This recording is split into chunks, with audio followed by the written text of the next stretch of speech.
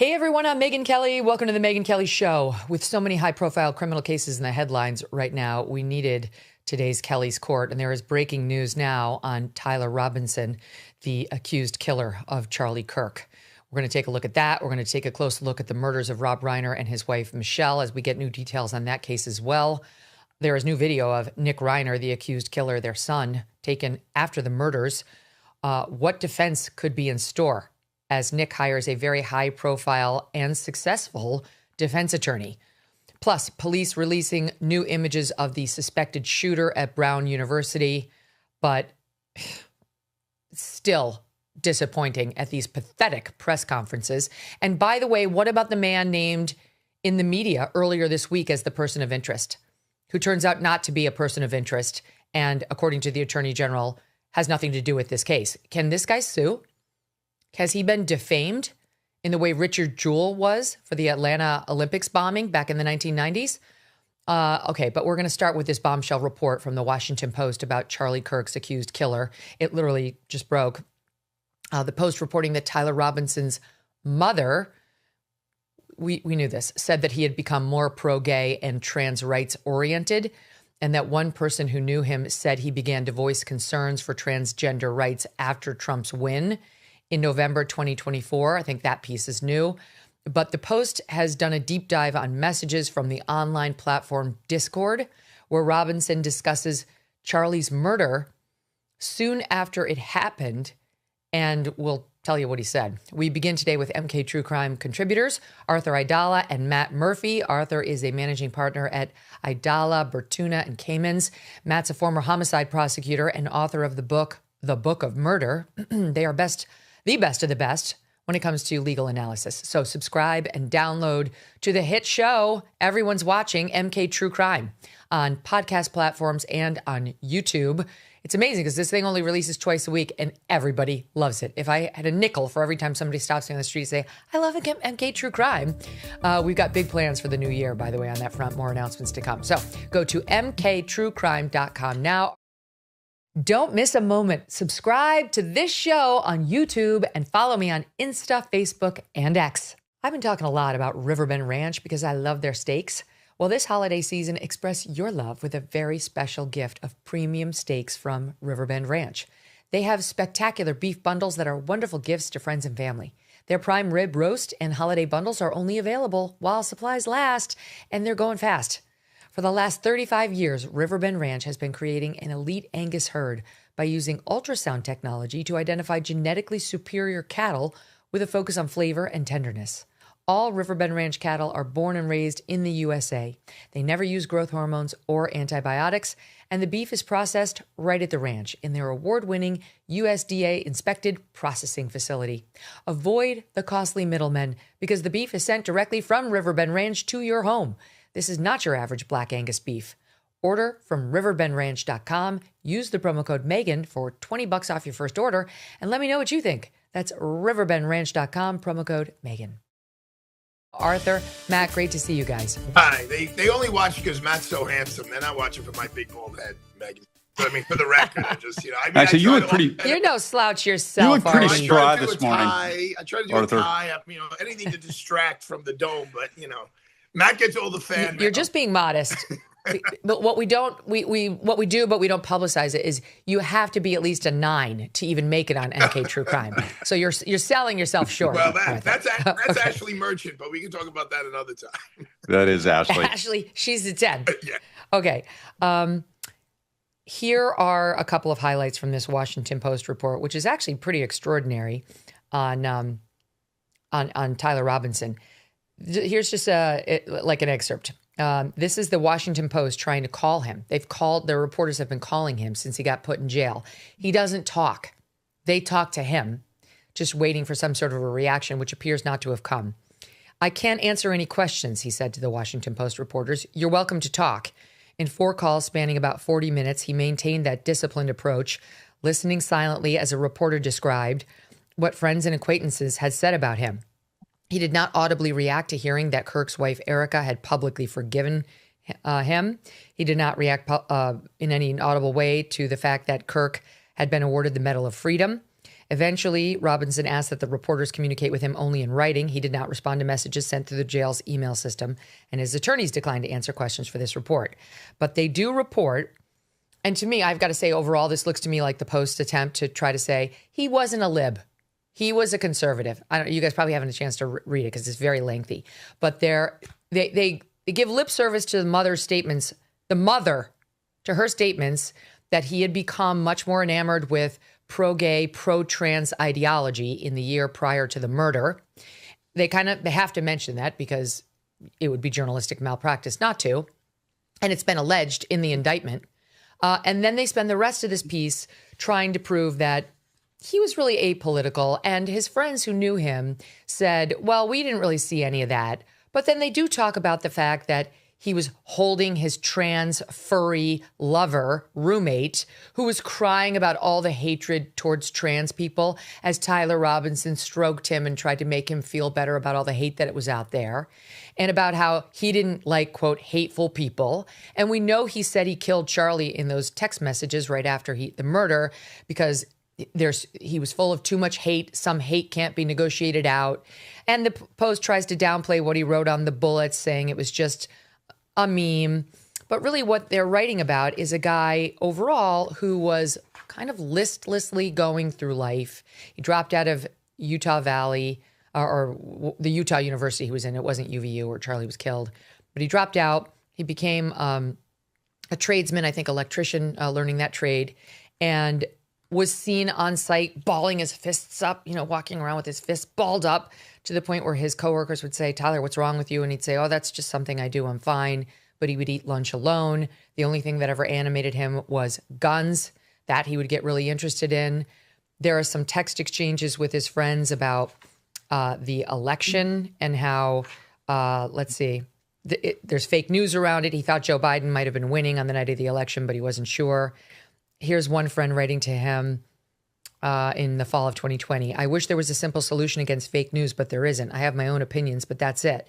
Robinson, pretty much see if there are any sources cited and check the accuracy. If really any of it's not true, then it's fake. Friend, I understand freedom of speech and it's cool, but it makes it so media can lie about anything. Robinson, I wish at least shit like anti-vax wasn't protected under freedom of speech because it's speech that actively harms people. Talking about the anti-vax messages doesn't really sound like a conservative to me. After Trump was almost assassinated, they quoted a Robinson text, which they do note that all of his friends said they thought was a joke, where he wrote, snowflake liberals can't shoot straight because they're too busy being gay. Of course, Robinson did appear to be gay. He was having sex with his male roommate who had declared himself female and was a furry. And then they point out that his roommate viewed Trump's election, this is his boyfriend, as a loss for trans rights and was distraught. More than once, a friend said he saw Robinson cradling his sobbing roommate in his arms. The roommate would erupt at friends who came to visit who would say things about boys and girls sports, shouting repeatedly to shut up as Robinson sat nearby on a couch. The group went quiet before their gaming eventually resumed. Then they talk about how he did a Wordle. He did a Wordle like right before Charlie's assassination. By the morning of September 10th, 3 days later, after this earlier exchange he had online, which is irrelevant, Robinson had made the drive north to Utah Valley University. That's where Charlie was killed, according to prosecutors. He texted his Wordle score to his friend at 11:28 that morning. At 11:51, he allegedly walked onto campus and then made his way onto the roof of the building. In the courtyard below, a crowd had gathered to hear Charlie. At 12:23 p.m., I mean, it's remarkable. So the Wordle score was texted to his friend at 11:28. Less than 60 minutes later, he shot Charlie, according to prosecutors. At 12:23 p.m. came the crack of a single shot. As a student pressed Kirk on his views of transgender people and mass shootings, Kirk slumped backward. At 9 a.m., that very morning, before the shooting, Robinson's friend in New England sent Robinson the friend's Wordle resorts. He'd gotten share in just 2 tries. Robinson replied 21 minutes later. It had taken him 3. It was their last exchange. He's getting ready to shoot Charlie. He's doing the Wordle. He's exchanging texts about the Wordle. And then, of course, he would shoot Charlie, and the bullets would include messages like, "Hey, fascist, catch." Okay, so those are the highlights, you guys. All of this is interesting because clearly the shooter's friends are starting to speak out to the media in like drips and drabs. And I do believe there's an attempt by the media to try to divert the narrative away from he was a leftist. I don't know. He may have been a righty, much in the way that Tyler Crooks, who shot Trump. Wait, not Tyler. Thomas Crooks was a righty for a period of time, but then had shifted left, notably leftward in the last year before. That's also what appears to have happened to this guy, Tyler Robinson. But what comes in of what I've just said, and is any of that relevant to you guys? Arthur, I'll start with you. Well, from a human point of view, it's relevant about how sick this guy is. I mean, unfortunately in society, we've lost the concept of like what it's like to kill another person. Like, you know, even if you looked at what happened in Bondi Beach, the guy who took the rifle away from the executioner, he didn't kill the guy who was killing everybody else. It takes a lot to kill someone. And the fact that you're playing a game, a word game, moments before you're about to kill anyone is just like, I mean, to a jury, if you're trying this case, if you're Matt and you're the prosecutor, I mean, it just shows you how this guy doesn't care. As the defense attorney, you want to talk about how sick he clearly was. The fact that the politicians and the media are trying to figure out, well, whose team was he on? To me, it's upsetting. It should be everyone on the planet Earth should condemn what happened. Megyn, I haven't watched the video because of Charlie getting killed, because it's too disturbing to me. But I have watched at this point hundreds, and I'm not exaggerating, of Charlie Kirk videos. And boy, oh boy, what a cool guy he was, and the way he conducted himself. And it's hard for me to believe that someone who believed in the same things that Charlie did, and Charlie was clearly on the conservative side of things, although I hate all of these labels, would execute him. So, good luck to the media saying, "Oh no, he was really a lefty who's killing him. He's really a righty who's killing him." The whole trans thing is very confusing to me. And I'm not being a wise guy. You use this word furry. I don't really know what that means. I really don't. It's not like a legal term. Nobody does. Okay. So I think, it's been explained to me. It's like the people who have anthropomorphic, I don't even know, like features. They want to be like half human, half animal, and they masquerade around in like animal gear. They want to be treated like animals. They want to make animal sounds. Okay. And it's related to their sex lives as well. It's like a sexual fetish, and it is very closely linked with the trans community too. These are sick people. I mean, honestly, they're mentally, it's in the law, it's called a mental disease or defect. That's Arthur Aidala's opinion. If that's what you're thinking, like how you should go through life, the way you just described it, that's a mental disease or defect. And maybe his lawyers are going to try to put that kind of a defense forward. Oh, well, I mean, I think they're more likely to be pointing the finger at everybody. I mean, it's like, I think the defense is going to try to say, it was this guy, it was that guy, it was the other guy. It wasn't sweet Tyler, who never had a violent moment, who, was some sort of a patsy. I don't know what they're going to argue about Tyler. I have no doubt that Tyler Robinson committed this crime, and I think he will be convicted. But does any of this come in, Matt Murphy? Or is it irrelevant because the prosecution doesn't need to prove motive, and if to the extent they do, it's written on the bullets and in his confession. Yeah, it is relevant, Megyn, and here's why. It shows such a cavalier disregard, just like Arthur just said. This can come in. They've got to attack mens rea. They've got to attack what he's thinking at the time he does it, which means they can either go with a voluntary manslaughter. He's so outraged by the things that Charlie Kirk is saying. And I'm with Arthur on this. If you watch his videos, he is center right. And he's trying to engage in the American art of debate. And he's trying to sway people with words. And he's respectful to everybody. So that is going to come back and hurt him. If I'm the prosecutor on that, that's a great fact, because that shows that he's cavalier when he's not angry. He's playing Wordle. Like, he's not so outraged at some position or something that Charlie Kirk said that they're going to be able to say, hey, look, he is coming at this from a perspective where he's trying to defend the honor of his partner. So I think there are a lot of ways it can come in. It can also come in, and correct me if I'm wrong on this, Arthur, if you disagree, but if they try to go with some mental health defense on this, that's a big roadblock for the same reasons, right? Because he's cogent. And Wordle's tough, right? And if he's bragging about his Wordle score, that means his brain is working. But wait, wouldn't you argue if I were a defense lawyer, I would say this is proof he didn't do it.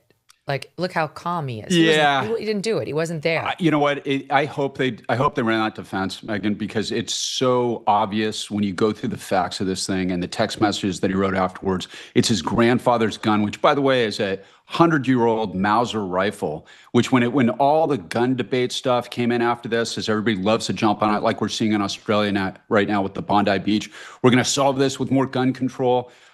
This is a type of rifle. The design is pretty much trying to be controlled almost nowhere. It has no evil features like they call it in California. This is an ancient gun that is still totally effective because they're made of metal. But another thing, going back to the Washington Post article, and I agree with Arthur 100% on this. The first line in the article is right-wing political activist Charlie Kirk. And this is something that we've heard a lot in the media just in the last few days here with the horrible murder of Rob Reiner that I know we're going to get into. When you go to a scene, I know Arthur's done a bunch of these too. When you actually go to a murder scene and you see a human being lying on the floor, they are a human being. And a right-wing political activist, the way that was written, it almost dehumanizes this man from the first line of the article. It's like that alienates, in the hot-blooded, divisive times that we're living in, and alienates all the readers on the other side, whatever that means. And Arthur is exactly right. He's a human being, especially once somebody's dead. And unfortunately, I have watched that. I've seen a lot of videos where murders have taken place. But anybody who is interested in the furry world, I had one of these cases. It was prosecuted by my unit out of Westminster. It was the furry community, and it was a horrific triple shotgun slaying in the city of Westminster. And it's a weird world. There's an episode on the show Entourage on HBO where one of the guys meets a furry, and it's a woman who sends him a rabbit suit because she's into the sexual side of that, and it's actually that's a comedy. It's worth a watch if you want to educate yourself in sort of a funny way. I don't think Arthur's tuning in on that. There's a lot of things I would like to learn about. Megyn, I didn't know if you were throwing around a slang. Like, I swear, I'm a New York City trial attorney for 30 some odd years. This is the first time I've ever hearing of this concept. But Matt. What? You got to get out more. Yeah, you got to get online more. Or not. My 4-year-old and 9-year-old isn't really. Yeah. A furry to my daughter is it's something she wants Santa Claus to bring her next week. The fact that they're like in colleges, like that. When your kids, your one son's going off to college. Like they're popping up. Luca goes to Iona. It's a Catholic university. I'm not exactly. He goes to mass on Sunday. I'm not sure what's going on there. Maybe it's going good on. Call. But the fact that. Well, whatever. It appears to have been. It was the boyfriend of Charlie's alleged killer. He was into furry culture, and this kid had declared himself trans as well, and was a hot mess, according to lots of posts online from people who were frequently in their apartment. Was growing weird mold experiences, allegedly, reportedly, like all over the apartment, where he was like a hoarder and growing bizarre bacterias in the apartment. That there was a lot of drugs, again, allegedly, reportedly. Thanks, Maureen. This was a very unhealthy household. And Tyler Robinson, I don't know, chicken, egg, I don't know. Tyler Robinson was raised by a nice family and conservative parents who seemed to have loved him very much, taught him family values. Maybe he was off. He does seem off to me. He seems like a spectrum, someplace located on the spectrum, potentially, when you hear him talk. His academics were very strong, but he was very socially weak. That combo, was not infrequent. And the behavior, like I mentioned on the site of his electrician apprenticeship, very, very focused in the online world and the gaming community and very online, and including the references on his bullets. In any event, I think they've got him dead to rights. And I actually want to ask you a question about this, because I asked Kash Patel this when he came on 2 Fridays ago. The one thing that stinks, I believe Tyler killed Charlie, no question. But the best point I think the so-called conspiracy theorists have, and I don't mean to be dismissive of them because they're just pursuing other possibilities, which is fine, is those text messages sound bullshit. They do sound very like, it was not you, was it? It was I. It's like they sound very weird and not like the text of a 22-year-old guy or two 20-some-odd-year-old guys. And I wonder, Matt, let me ask you, like, how did they get that text exchange in? And is there going to be hay made, do you think, by the defense attorneys saying, obviously that's not from Tyler, that sounds like a fake plant? Because it's one thing to talk about that on a podcast as this smells fake, and it's quite another to make that argument in court. Right, that's a tough one, because look, it's like the Brian Walsh murder that we all just watched. He got on a computer and did all kinds of incredibly incriminating searches, like how to get rid of a body after a murder. People really do send stupid text messages like that, and it's they're going to have a forensic chain of evidence. They're going to have a forensic specialist come in and break down those cell phones, and they can explain the whole thing.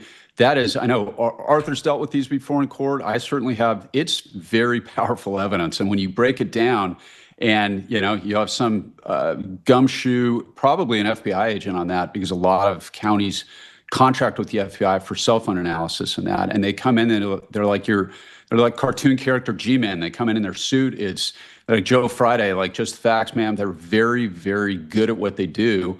And they explain the technology, and they will have taken those cell phones and they will have found those text messages.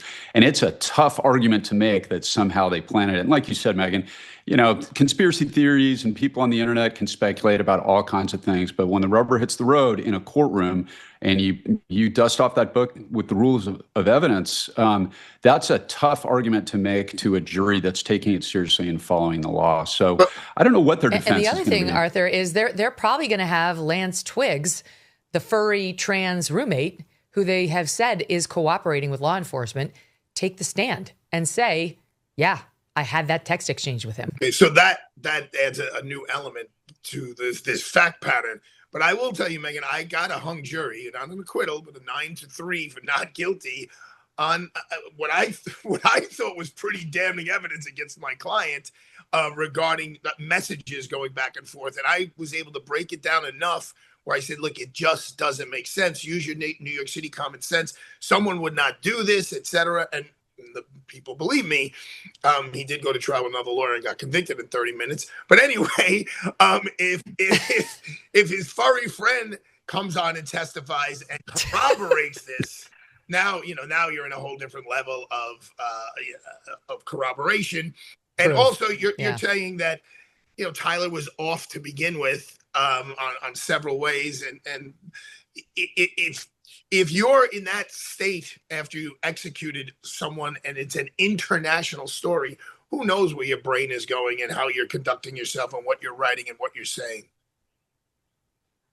I think you're doing Wordles and then writing confessions. That's how it looks here. According to the Washington Post in any event, and according to the prosecutors in the case of the confession. Here's the other question. The prosecutors are alleging, they caught him because they had video of the alleged shooter, and they put it out. The FBI put out a picture of him, and it was a much better picture than we've seen of the Brown University shooter. And he wasn't wearing a mask, and you could see a lot more of his face. He had a low baseball cap, but you could see the bottom half of his face and his outfit, which was also telling. And they also put out the picture of the gun, which they found in a nearby grassy area. And that's what led his parents to recognize him and recognize that gun, which, as you point out, Matt, was so distinctive and was a family heirloom that came from Tyler's grandfather. But what happened from there is the parents called Tyler, reportedly, according to the prosecutors, and he confessed. He confessed to the parents. And then the parents brought in a family friend who was both a preacher and had a relationship to law enforcement. Like he was sort of an off-duty sheriff type. I can't remember what the exact title was. And that guy brought in Tyler for the surrender and, you know, the negotiation, or I don't know if he confessed to the police after that or not. But you can't make a spouse testify, Matt, against his or her spouse, but can you make a parent? Can you make the mom and dad take the stand and say what he told them? Yes, you sure can. They may not like it. But yeah, it's not one of the privileged communications. It's essentially psychotherapists, priests, and your spouse. And that's about it. So yeah, you can make a parent testify. And remember, this is Utah, and I practice in California. Arthur is the man of New York City, which, by the way, that last thing. That's why I would hire Arthur if I got in trouble in New York, because if I had damning text messages, Totally. he's the only guy I can think of that might be able to get me off the hook. Probably Garagos in LA, but it's Arthur out here. But look, we're talking about, this is a really serious case. We're talking about Utah. As a prosecutor, a Utah jury is a dream jury. And they're going to come in and I have no doubt they'll be fair. They will follow the law, but that is a very good, it's called a venire, or a jury pool. For the prosecution, especially in that county, and they're not. In LA, those arguments can carry the day sometimes. Those crazy conspiracy theories. New York, they certainly can. Utah, that is a tougher road to hoe. That's a tough one. Mm-hmm. And that's why you're right. And that's why there's rumors out there now that the feds are trying to get involved with this case. Like, the feds, you don't. Oh yeah, just to let the involved. audience know what we're talking about. There's a report today from NBC News that the DOJ is weighing, quote, novel federal hate crime case against Charlie's alleged killer, weighing how to bring federal charges against the shooter, including a, quote, novel legal theory that it was an anti-Christian hate crime, which could potentially give the feds jurisdiction. He's facing multiple state charges in Utah at the moment, but to make it federal would give like a backup lane of prosecution if the Utah prosecution fails. Go ahead, Arthur. Yeah, I mean, including, I believe, the death penalty they're seeking in the state of Utah. So, like, like, I respect the federal system, but sometimes, just step back. The feds they don't do murder cases. People understand that. State prosecutor's office handles straight up murder cases. And this is a straight up murder case. Yes, there's political issues, etc. But let's look at the actual facts and the elements of the crime. No one's got to prove if someone's a Republican, a Democrat, a conservative, a liberal, or anything else. It's, at this time, at this place, did you cause the death of Charlie Kirk by firing a firearm and it caused his death? Yes, period, amen, guilty, end of story. Judge, what's the sentence? Life in prison, death penalty. Like, we're good. Like, we don't need you to come in and start manipulating and masticating the laws, the federal laws, to figure out how to bring a federal case. They did this with Puffy. But isn't it a decent backup? Isn't it a good backup? Like in case the Utah case goes south, or no? You don't need a backup, number one. But, they did this I know, Sean but Combs' if you do, case where, the feds had to come in and take this over. Now, there may have been a statute of limitations issue, but on that case, that video of Sean Combs beating up the young woman there, Casey, whatever her name is, Cassie, like, that's a slam dunk conviction of a kid who's still in law school would get a conviction on that case, and he would have gotten a lot more time in jail than 40 some odd months that he's going to wind up doing. So, sometimes the feds step in and they wind up making things worse than making things better. I feel like, I don't know. So far, I have no reason not to trust in the competence of the Utah prosecutors. They, unlike what's happening at Brown University, they, for me, have done nothing other than instill confidence. I haven't seen Keystone Cop-like behavior out there. So I believe in them. The one thing that's so annoying, though, I'll say this, Matt, I mean, you've tried so many cases. The doubters that Tyler Robinson had anything to do with this are out there over and over on the internet. Like, I see tons of comments to this effect. Why doesn't the FBI come out and update the evidence? Why it's the FBI's fault that there are conspiracy theories because they're not telling us what they have. Like, why don't they explain this? Why don't they explain that? And it's like, first of all, this is a state prosecution. It's not an FBI case anymore. And second of all, when do prosecutors do that? They come out sometimes and make an initial statement about the case and why they've indicted this person.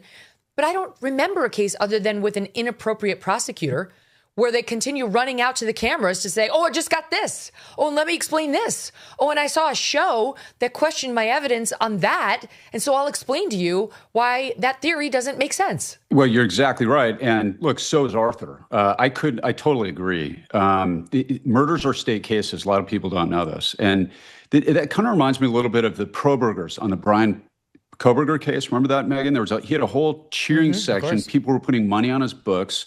It's a bunch of, well-meaning lunatics who think they know better because they have a friend who sent them some friggin' podcast on a conspiracy theory. It is unethical. A lot of people don't know this. It is unethical, both in the modern rules under the ABA, but in California, the professionals prohibit a prosecutor from releasing evidence during a pending case. It's like the press conference that we saw with Nathan Hochman yesterday in LA. He did it exactly right.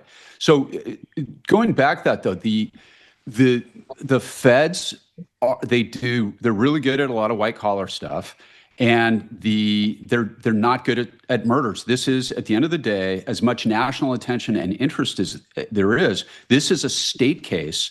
State prosecutors in murder cases, federal prosecutors are really good at white collar crime. That's basically what, again, Arthur's right.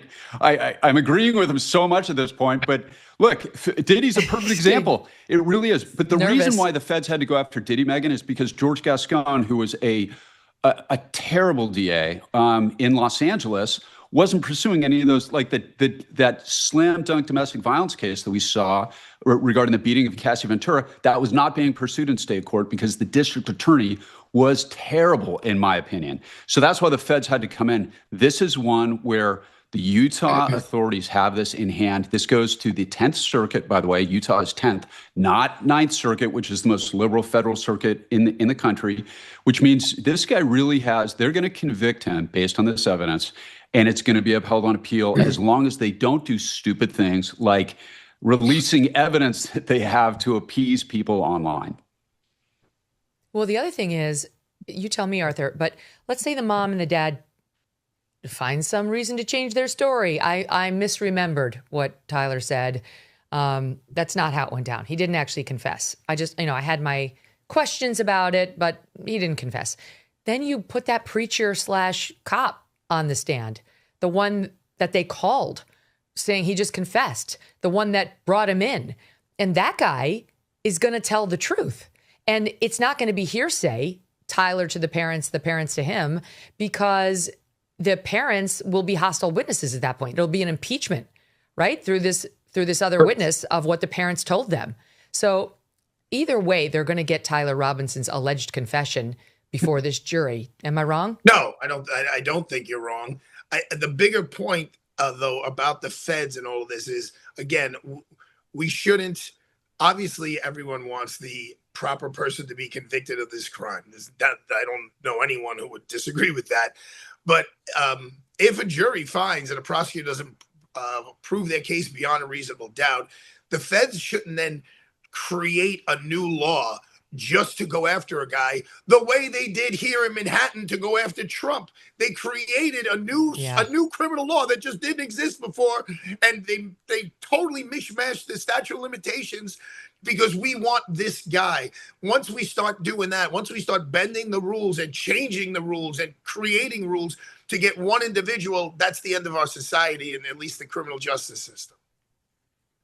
Okay, let's keep going because I do want to talk about the Reiner case too. There was new video released yesterday showing Nick Reiner calmly strolling near his parents' home hours before the murders. This was obtained by the New York Post. Let's take a look at it. It's video 1. It's just a sidewalk. This is just him walking. For the listening audience, he has a bag over his left shoulder. He's walking calmly. Doesn't look irate. Doesn't look out of his mind. Looks kind of normal. He's walking past a gas station with a hat.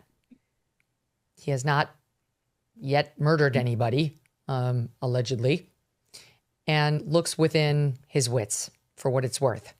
Then we have video of him purchasing a drink at a gas station moments before he was arrested. This is an ABC News video. Here he is. Once again, he's got a bag over his left shoulder, it appears, and he's kind of meandering around a convenience store. And again, does not look out of his mind, deranged, in any way disturbed. And this is after, again, the murder. One more video I want to show you. This is of him surrendering on an LA street as the cops corner him. This is a little harder to see, but you can see a bit. Hold on. Where did we get this? Oh, this is from the New York Post. Okay. The law enforcement has since said he went into custody willingly. He didn't resist arrest. Hold on a sec. You can see the cops. You can't really see the defendant at this point. He's behind the car, but you can see the cops are not in like a terror stance that we sometimes see when somebody resists or pulls a gun or a knife on them.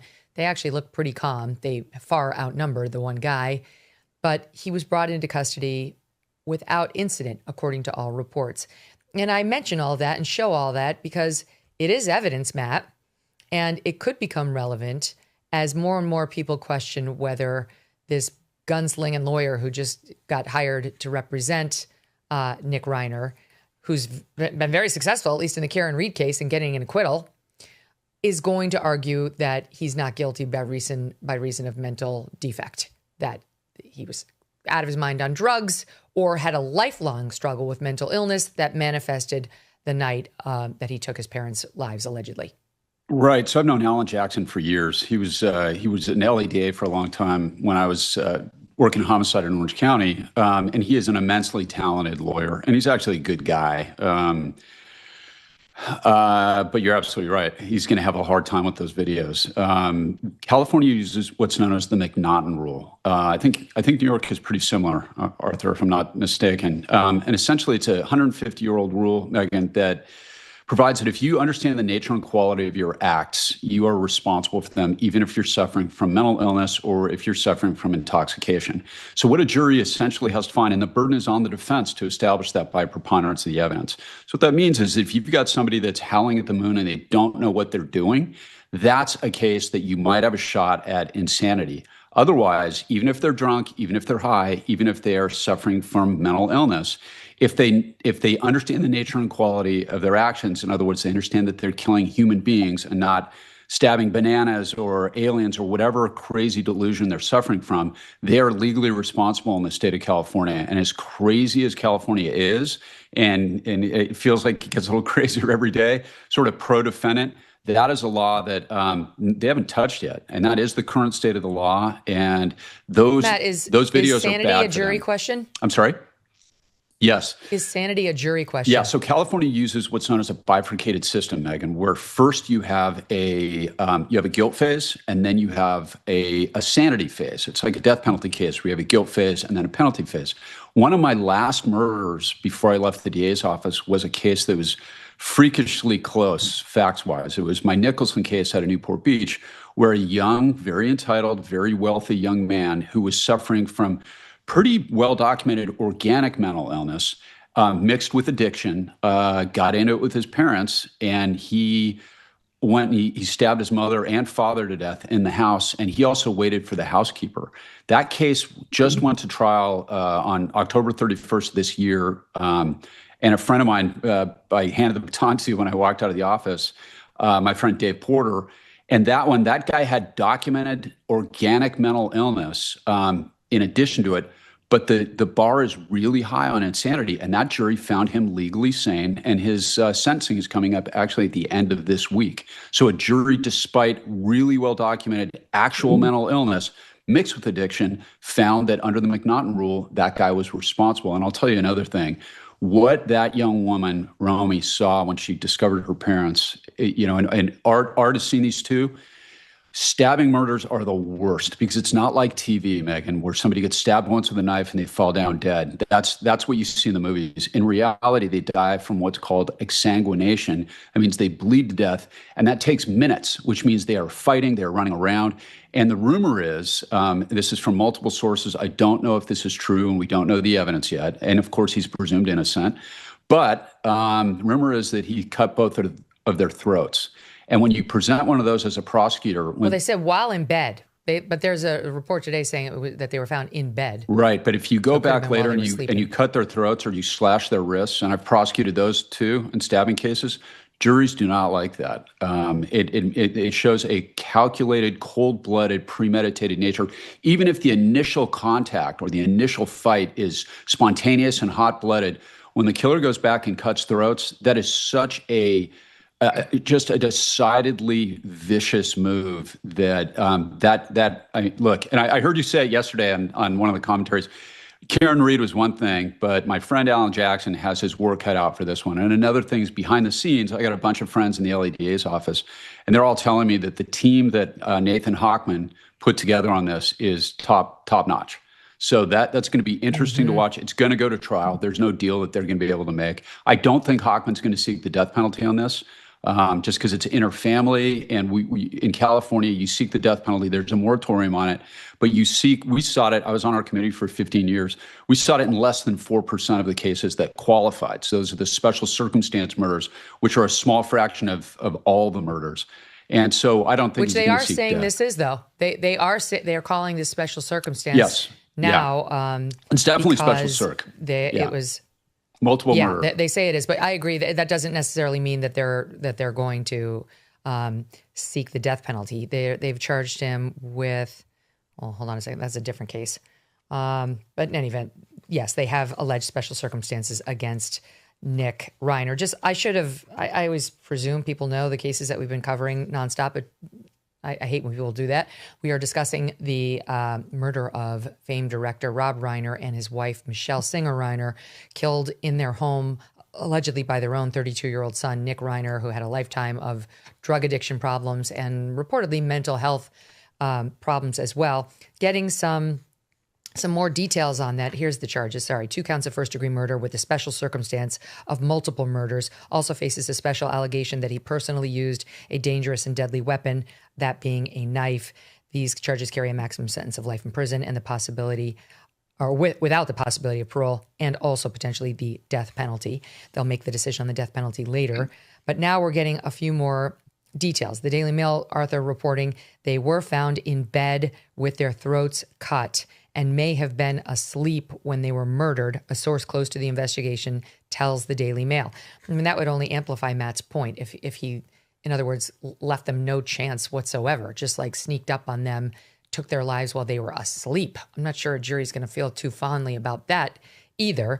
They died, we believe, sometime overnight Saturday night. Their bodies were found 3:30 p.m. on Sunday when their daughter Romy found them and called 911. The report yesterday that we aired from Billy Bush has been contradicted, that Romy did not find her mother alive and that there was no last-minute statement that it was the son. That was his reporting. Now several reports contradicting that, saying that there's no support for that whatsoever. Nick, one of the Reiner's 3 children, had been living in the mansion's guest house. He would, quote, according to a friend, do meth and not sleep for days and then have outbursts, breaking things, punching walls. He was, quote, a ticking time bomb. His drug use was getting worse. His parents wanted him out, claimed the friend. According to TMZ, after leaving the Conan O'Brien Christmas party on Saturday night, where Rob and Michelle had been invited, and it looks like they graciously brought their kid along who lived at their guest house, Nick. By the way, we were told that it was some sort of formal dress. I've even heard in one report that people were wearing formal wear, except Nick was not. He showed up, rude, behaving inappropriately. A witness told TMZ he appeared, quote, tweaked out. And that they said that he stormed off, the New York Post reports, after getting into a tiff with comedian Bill Hader, that Hader, that Nick interrupted Bill Hader at the bash, an eyewitness told NBC. When Hader told Nick that he was in the middle of a private conversation, the source said Nick just stood there and stared before storming off. And one final piece here that may be relevant. Well, this is definitely relevant, but this isn't the piece I meant. They said that in the hotel room he rented after the murders, his shower was later found full of blood with bloodstains on the bed and bed sheets covering the windows. That's incriminating. And finally, this. Daily Mail reports from someone who says he knows the family and Nick well, that this person had just spoken with the other brother, Jake, within the past 24 hours since the murders, so it does appear to be close to them, saying Nick was a deeply troubled child who needed physical restraint for his rages from a very young age, that his issues began well before his teenage years, and thus we presume well before his drug use, that Jake, the other brother, is, quote, beyond himself with grief. Nick's uncontrollable anger was not new, said the friend. Quoting here, a lot of their fights had to do with him just doing something self-destructive and fighting back when they tried to help him. It did get physical sometimes, not talking punches, but restraining him. I was over there, must have been early 2000s. He was about 11. He was throwing the biggest tantrum, and Rob Reiner just had him in a bear hug to restrain him. The tantrum was over nothing, but he had so much anger in his eyes. It was terrifying, really. And this happened, a lot. He never outgrew it. He had tantrums well into his 20s. This, I don't like the term bad seed, Arthur, but it brings up the nature versus nurture thing. Like, yeah, I mean, it's in the single digits, you're behaving like this. From all the reports, it seems like Rob and Michele did everything humanly possible to try to help their kid. Our mutual friend Geraldo, he always says, you're only as happy as your unhappiest child. And now being the father of three, I get it. Ariana woke me up the 2 mornings ago at 5 a.m. telling me, Daddy, I love you. Now I have to throw up. And it broke my heart. Girl, she's like, Daddy, hold my hair. So you got her a pony. You got her another pony. Go to the farm. What's the matter with you? But I mean, it seems like they've done Rob Reiner made a film with his son to try to pull him out of this. And I know this sounds weird, but I didn't know the reporting you just said about the beds and getting this cut, their throats cut in their bed. Like, I hope they didn't know what happened. I was imagining like some kind of real fight scene where Rob Reiner is trying to protect his wife and something much more, hand-to-hand combat. That could still manifest. But, we don't know. These early reports are often wrong, yeah. i.e. the Billy Bush thing yesterday, with all due respect to my friend Billy. Yeah, I get it. And that's why I always tell people go slow on these. Actually, the Megyn Kelly line that told me years ago on Kelly's Court, off air before we went on, she goes, Arthur, this is initial reporting. Don't get over your skis. I'm like, I don't know what that means. I don't ski, but okay, I think I figured it out. Folks should know, just going back to the insanity defense, how rarely it's used, how rarely it's successful. And I had a young woman who her dad died in the course of a fight, and she dismembered his private part because he had been raping her. And I was going to use the insanity defense until I found out, at least in New York, you are incarcerated for a longer period of time if you are found not guilty by reason of insanity, basically, than if you're found guilty of murder and you get 25 to life. So it doesn't really make a lot of sense. But Megyn, I had a case. Now, thank God mom and dad didn't die, but it was a young man around the same age. Maybe he was a little younger. He was in his mid-20s, and they prohibited him from seeing his girlfriend. It was the family was Asian, and she was, I believe, Caucasian, and they were very strict. And they said, no, you can't date her anymore. The kid came home while the parents were in bed. That's what's bugging me out a little bit here, hearing this.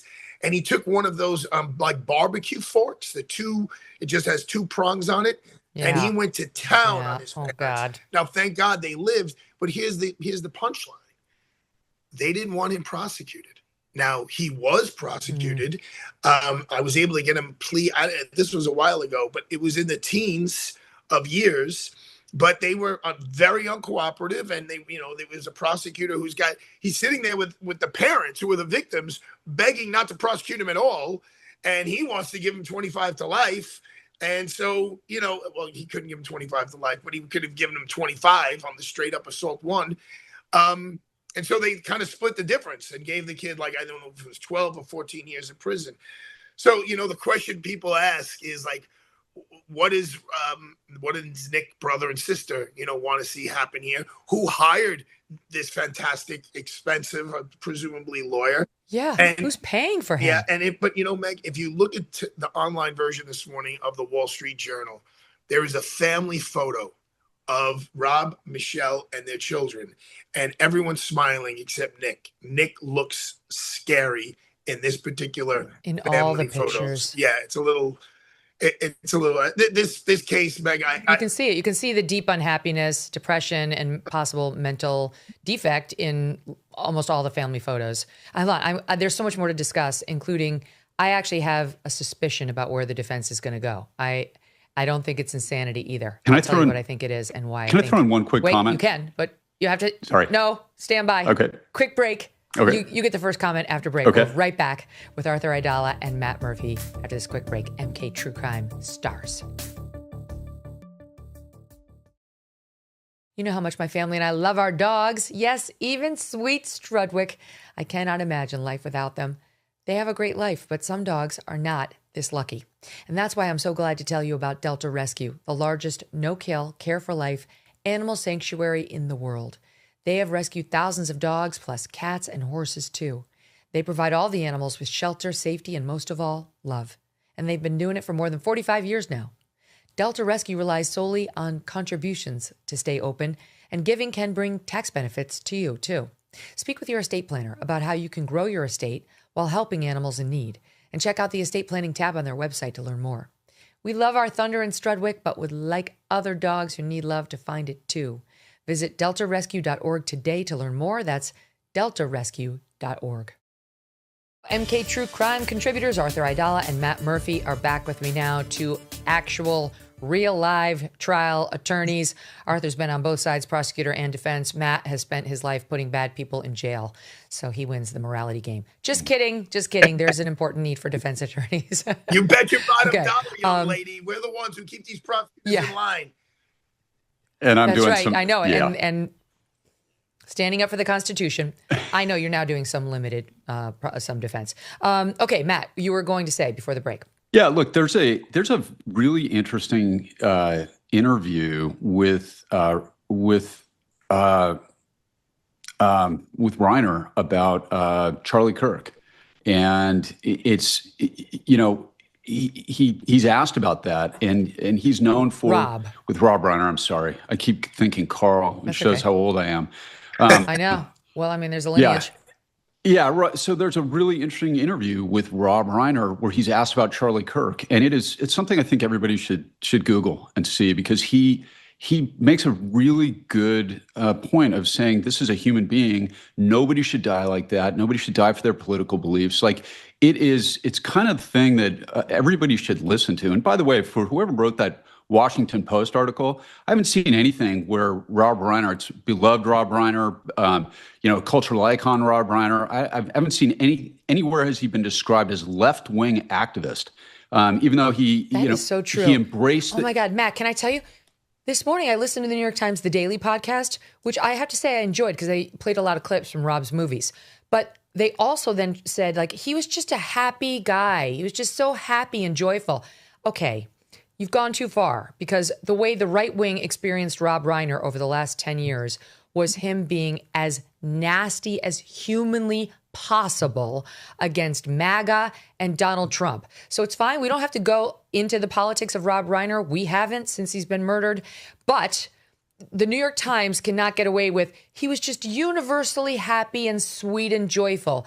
No, there was actually a very toxic core inside of him when it came to politics. Go ahead. Sorry for the interruption. Yeah, no, you're absolutely right. But he, at the end of the day, is a human being, and he is motivated by what he believed to be right. Just like we all have friends, or at least we used to all have friends on various sides of this debate, right? And he's a human being, and he was doing what he thought was right, even if he disagreed with him. And so was Charlie Kirk, and he pointed that out. So it's just, when you look down, you go through one of these scenes, and you look down, you see somebody who's dead. Their politics don't matter, and they shouldn't matter. And it's like we can't go through this filter or this dehumanizing description like we saw in the Washington Post. Man, I'm sorry to interrupt you, but Meg, I am like a little. I don't like the fact that people keep comparing these two murders. They're so different. I mean, they are so totally agree. different. Charlie Kirk got killed by a stranger who didn't like what he was saying, which is as anti-American as you can imagine. And Rob Reiner agrees with that. So that's one issue that needs to be addressed in the United States of America. It's a form of terrorism. Correct. Rob Reiner and his kid and his wife got killed by another issue, two issues really that we need to address, which is mental health and drug addiction. And, it's, I mean, because obviously there was drugs involved, but it seems like talking what you just reported about when he was 11 years old, the kid was out of control. I mean, those are issues that need to be addressed as well, but they're very, very different things. And people keep comparing the two. And I'm like, it's apples and oranges. It's just, yes, they're two homicides. It's very they're true. So different. But at the same time, Let at the me end of tell the day, you what I'm guessing. Let me give you my guess. It's a on huge, where they're going to take the defense. Yeah, no, I was just going to say, because we looked at some of these cases in which they raised self-defense or criminal insanity. The one that jumped out at me was Richard Chase, who they called the Vampire of Sacramento in 1979. He killed 6 people between 77 and 78 in Sacramento. They were all chosen at random. One was a pregnant woman. He drank her blood after he mixed it with yogurt. He had a delusional belief he needed to consume the blood of other beings to replenish his own supply. He'd been treated at psychiatric hospitals before the murders many times. He was at one hospital after having injected rabbit's blood into his veins. He'd been diagnosed as a paranoid schizophrenic. He was on psychotropic drugs. They tried to use the insanity defense. It failed. It failed in that case. So it's not going to work for Nick Reiner. It's just not. But here's what I think. And this is a like out of left field prediction. And it's just because the Menendez case is on my mind, because that's also California. And this is what triggered it. In no way am I impugning Rob Reiner, nor do I believe there's anything untoward. I think he seems by all accounts a loving father and an appropriate father. But on this same Daily Mail report we were quoting from, one actor who was on the set of Being Charlie, he's a cast member, Eric Aud, 45, told the Daily Mail he found the dynamic between Rob and his son, Nick, troubling. They were fighting. They were arguing with each other while they were on the set. They did point out that this guy's scenes were ultimately cut from the film.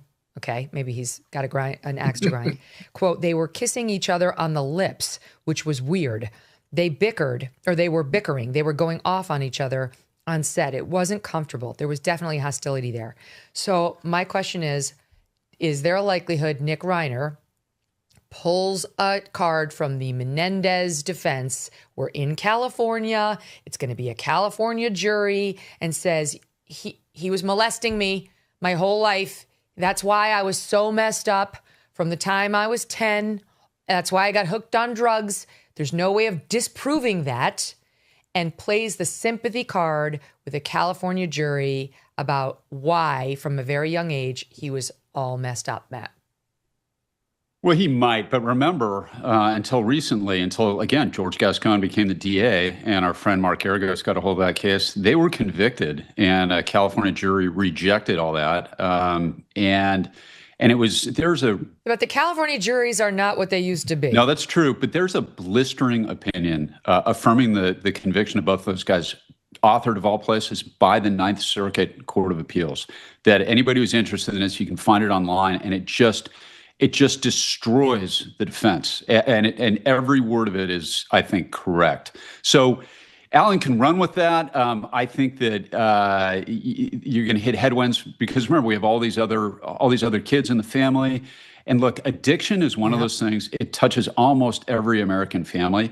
But there is a huge difference, I think, in the minds of certainly prosecutors and judges and appellate courts, but also jurors between somebody who's suffering from organic mental illness, where, for lack of a better term, it's not really their fault, even if they're self-medicating with drugs, and the spoiled, kind of entitled, young rich guy who has a problem with daddy. And I think that everything that I'm reading on this, it seems like the evidence is stacking up more and more in that direction. And there was an interview I saw yesterday with Nick Reiner where he describes himself as an entitled, rich white kid. And I think it was during the promotion of that movie. And there's an interview that they did promoting that where you can kind of see some of that dynamic between Nick and Rob Reiner. And it's almost hard to watch, especially in retrospect. So this is a horrible case, but thankfully Gascon is out. We've got Nathan Hochman in, and this case is going to be handled the right way wherever it goes, whatever happens. Go ahead, Arthur. Well, the only thing, Matt, is, Megyn was just talking about this. Witnesses saying when he was 11 years old, he was out of control. And that, I don't think at 11, you're an entitled rich kid living in the most exclusive neighborhood on the planet. So and then I just think there were some indications before his drug use that he had, Definitely. They brought the yoga instructor in for him when he was 10 to try to bring calm into his life because they were already seeing the problems. And that goes back to what you're saying, Meg, about nature or nurture. And, there are some, look, I do believe people are born with a certain disposition and then it can be pointed in one direction or another. I mean, and I will tell you this: your friend Alan, if he stands at a podium and says, our defense is going to be that Rob Reiner was sexually assaulting his son, that it's not going to fly. Yeah, I mean, I agree. Wait, it did fly. It flew. It flew like a bird in the Casey Anthony case. Yeah, where Jose Baez got different. up there in opening statements and blamed George, the dad, for allegedly molesting Casey, the 20. Wait, let me finish. When the mother of little Kaylee, he said he molested her, and then he said, also he helped cover up the baby's drowning. He never came back to it. He never proved it. It was barred from being used in closing argument because he didn't introduce any proof on it, and she was acquitted. But my point, he wasn't Rob Reiner.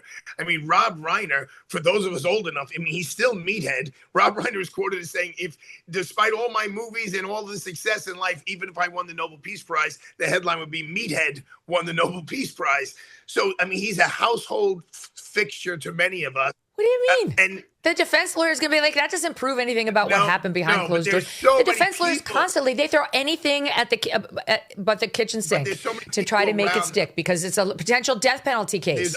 There's two other children, and three actually, other children involved here who seem to have very normal upbringing. The young woman who I was talking about earlier who killed her father, she had a sister who testified and said, yeah, he was molesting my sister and he was molesting me too. Here, I don't think that. Casey Anthony did not have any other witness come and say, like, he threw it out in opening.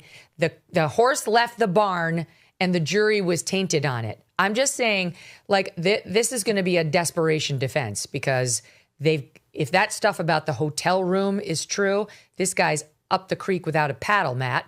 And defense lawyers like Alan Jackson, right? They don't go down with not swinging. They swing for the fences. That's why they get hired. Well, I'll throw another one out there for you. That video that we saw of him walking outside the gas station, that's an area of Brentwood that is very close to a restaurant that we've all heard of called Mezzaluna. Remember that?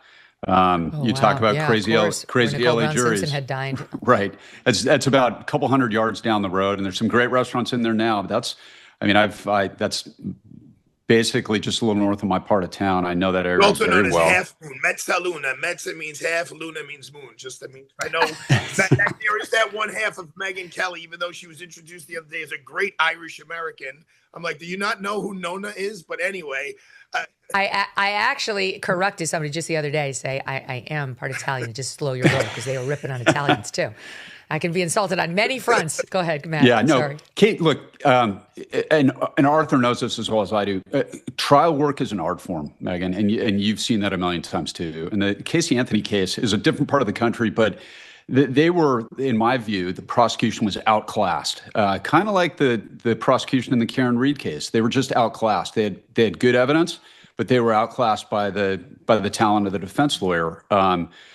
And, this is one where, again, this comes back to the district attorney of LA. And I don't know who it is yet. I'm sure I'll know who they are. But from a buddy of mine I talked to yesterday who's been a career prosecutor in that office, he said he didn't want to say who it was, but they're very, very good. And look, I've got confidence. Marsha Clark was good. She was really good. Megyn, I agree with almost everything you say most of the time. I'm going to go out on a limb here and disagree with you that I met her recently. She's a lovely woman.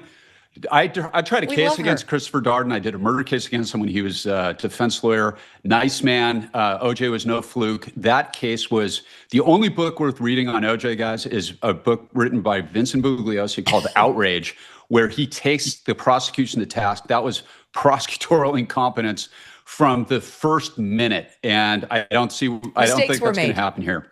Okay. Mistakes were made. Can I ask Matt a question about that system? Yeah. Is it in the realm of possibilities that they indict him on a death penalty charge, and then they say, "Look, if you want, we'll give you the plea to life without parole," like we just saw in Korberger, however you say his name. I mean, is that something that happens in that jurisdiction? That's a great question, Arthur. And a lot of people wonder about that don't do cases in either, even professionals don't do cases in capital case jurisdictions that have the death penalty. The answer is no. It's unethical to do that because it's known as extracting a plea. You plead what you prove, and you go in and you prove what you pled. That's the philosophy. And you don't file a death penalty case in the hope you're going to get a plea. That was my problem with what they did in the Brian Koberger case, because that's really what it looked like. There was no change in the evidence, and then he comes in for a plea after they'd done everything right. So a lot of people think that correctly. You see that on TV. That happens all the time. I mean, I was in court yesterday, right? It's a murder 2 case. He's facing 25 to life. And what people understand is the life part is the problem. So you get at 22 years, you go in front of the parole board. If you don't get parole, you got to wait 2 years to 24. You go 26, 28, and you can be for the rest of the life. We got it. But this is only mildly interesting, so I want to get to the next point. Okay, I'm sorry. All right. Let's keep going. Okay, I have a question I need to ask, which is, we mentioned it earlier. What about the money situation? Because Nick doesn't have any, by all reports, but Rob and Michele had a lot. I didn't realize until listening to the Daily this morning that did you know that Castle Rock was Rob Reiner's too? Yep. He created that movie company that backed Seinfeld, among other, that produced Seinfeld, among others. Redemption. I mean, so there's a lot of money in the Reiner estate. He's got 3 other children, but the question is whether any disbursement would ever be made to Nick so he could pay for a lawyer by the estate. I mean, we don't know how the will was written, but Matt, how would it normally work in California, where one of the people who would potentially be inheriting is the one who caused the murders, allegedly, the death? The only thing I can think of, Megyn, is that he had some sort of a trust, that he had access to a trust. I mean, the guy was essentially, he wasn't working. He wasn't a functional human being because of all of his addiction. So I don't know, but I think we all have that question. Alan Jackson is, as Arthur correctly pointed out, he is top drawer, he's immensely talented, but he's also very expensive, as the best defense lawyers are. So that's they got money from somewhere. I can't imagine it's coming from his siblings. So the only thing I can think of is that in California you can set up a trust that he might have access to. Is there any way Alan Jackson would do it for free for the notoriety? No. No, he's already got all the notoriety in the world, and he's well known in LA, and he's got a thriving practice. And yeah, the answer there is no. He's being paid, and he didn't tell me this, but I guarantee he's being paid a lot. And and Megyn, and this is not a case as a defense attorney, you're going to come out, kind of looking at good, really under any scenario, because of what the crime is, how it was committed, who was committed against. This is really, you're going to be wearing the black cowboy hat, not the white cowboy hat, not the man. And he may lose. Mm-hmm. Yeah. Yep. He probably will lose. Likely to lose. But I just feel like there's not going to be, I have my doubts about a trust, because even though he's 32, and I think most trusts from rich people to their children kick in before age 32, not when they're a drug addict. They were too aware of and worried about his drug addiction, I think, to have given him some lucrative trust. I feel like they probably controlled those purse strings. They had him living on their compound in a guest house. So I think that's another way of trying to control this, very problematic child. So I really wonder where, I guess it's a question for a trust and estates lawyer. But also, if the estate was to be divided, because most people say it should all go to my spouse, but if my spouse is also dead, it should be dispersed equally amongst my children.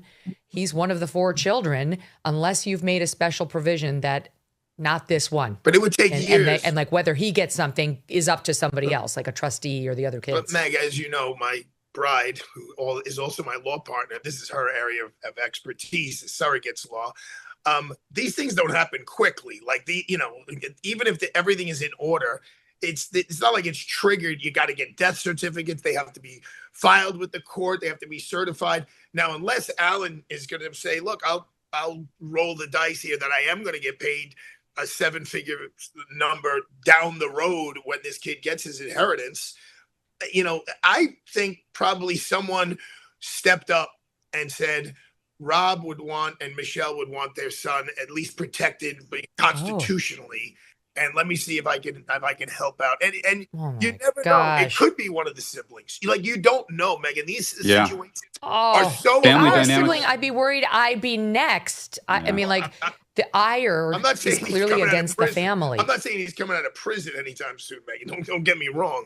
But someone may say, look, let him That's at really least get him a scary. lawyer and protect his constitutional rights. And Get him like a 1-800 lawyer. 1-900 is a different thing. That's I was thinking about, with my voice permanently like this, apparently starting a new business with a 1-900 line. I think I could actually make real money. Okay, let's keep going, because there's other cases like we teased in the beginning. Can 24-year-old Benjamin Erickson sue anybody after being publicly identified as the Brown University shooter, a thing which is not true, according to the Attorney General? So we did not say his name. We did not report. By the time we got to the story, they'd already released him saying, whoops, he's actually not the person of interest. It wasn't him. And the mayor, the moronic mayor of Providence, is still saying, well, we don't know that he's been cleared. And then the AG is out there saying, oh, no, he's cleared. He's cleared.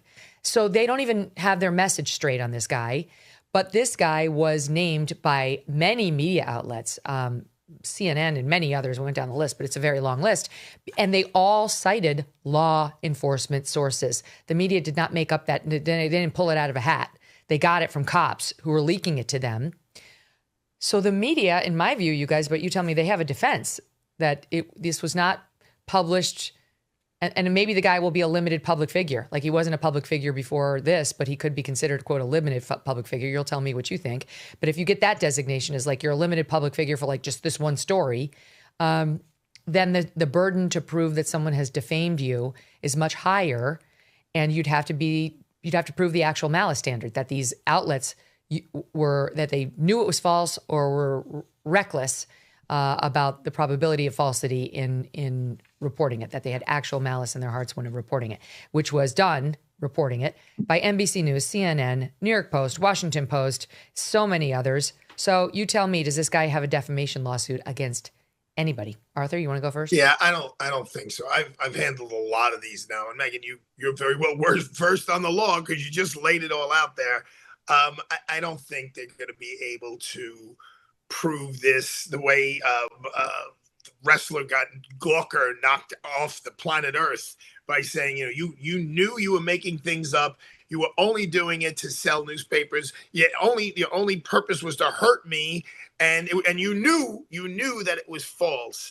So I don't think it rises to that level that he would be successful in front of a jury, as long as they could show the steps of what led to him, why they had a reasonable cause to believe it may have been him. I think ultimately some of the ballistics didn't match, and that's what was one of the real straw that broke the camel's back. That said, no, we got the wrong guy.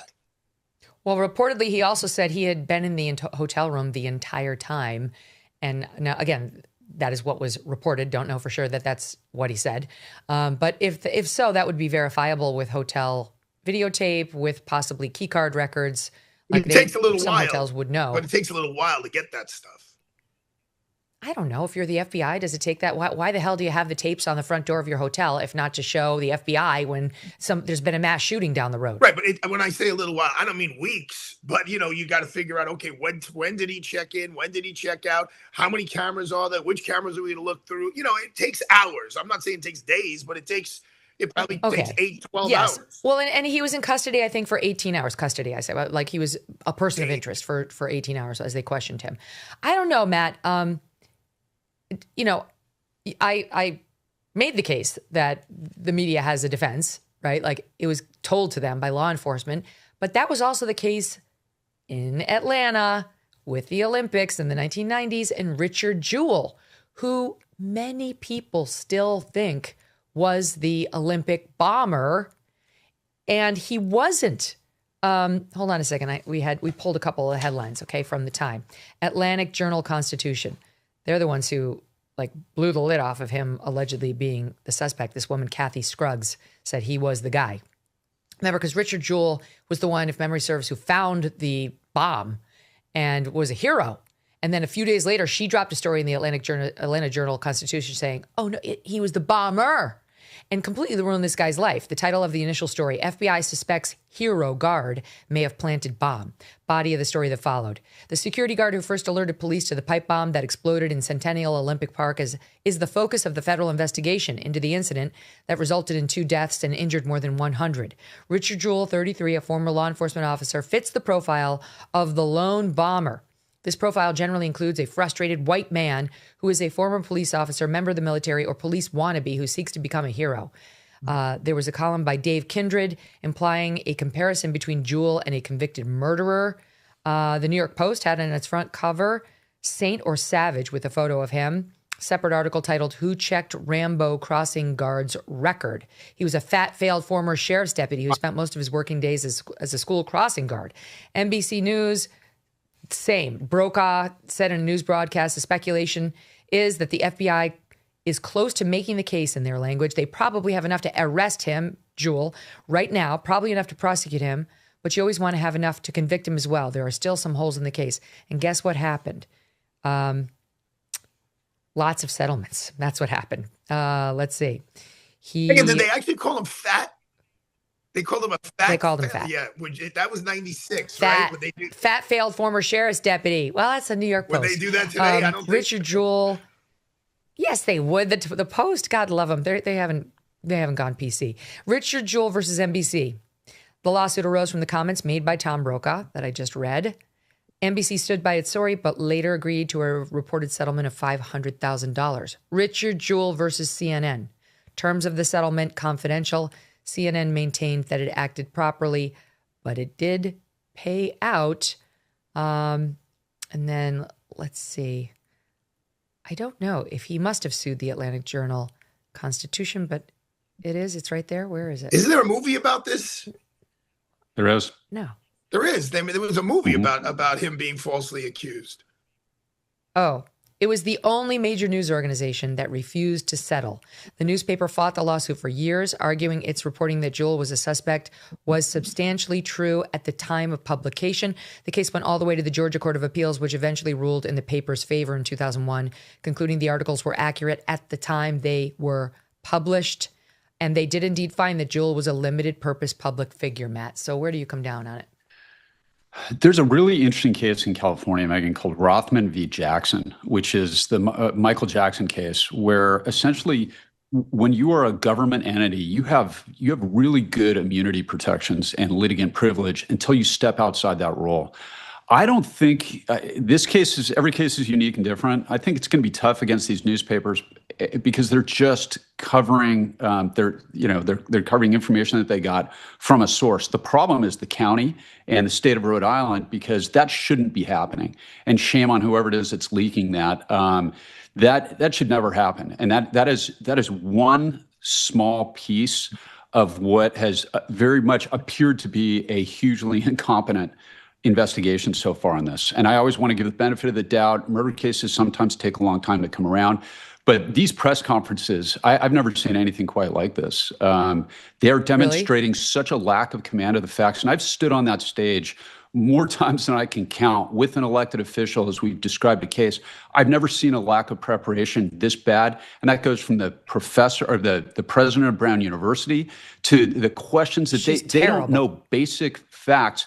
So the idea that somebody in that shop is incorrectly jumping the gun and leaking information about somebody who may be innocent is awful. And I think that there's a better lawsuit against the government on this than the news outlets that have been reporting on it. That's my thought. In the Jewell case, they tried that, but they could not figure out. I guess there were many FBI agents who had been privy to the information, and they could never figure out who among them leaked Richard Jewell's name. And the reporter Scruggs for the Atlanta Journal-Constitution would not divulge it. Sadly, she died, I think, at 42 years old. She died shortly into her life. But in any event, I don't think this is the FBI. They're finding who the law enforcement guy is a much bigger challenge. Megyn, from a very practical point of view, if you're the CEO of NBC News and CNN, and then what was the outlet that fought it all the way to the Georgia. AJC. Okay, so from a financial point of view, I am sure the $500,000 that NBC paid was a heck of a lot less than the legal bills were for the other entity. I know it's a precedent-setting thing, but you fight a case all the way up to that court over. It started in '96, it ended in 2001. That is very, very, very expensive, and that's what's called nuisance value. And they didn't want Tom Brokaw to sit for a depot either, right? So like that would be another piece for the television stations that got sued, like NBC, that he was their main anchor, and I'm sure the CNN anchor didn't want to sit for a depot in this case either. Here's, before we go, Matt, to your point, here's Peter Nerona. He is the AG, and he was getting asked questions about, there was reporting yesterday and today all over the internet about whether this one person who's at Brown was potentially a person of interest. Internet sleuths are trying to come up with names right now. And they've been asking at these pressers, is this person on your list? Have you looked into this? And watch this exchange here in SOT 6. I think this is an area where caution is really necessary.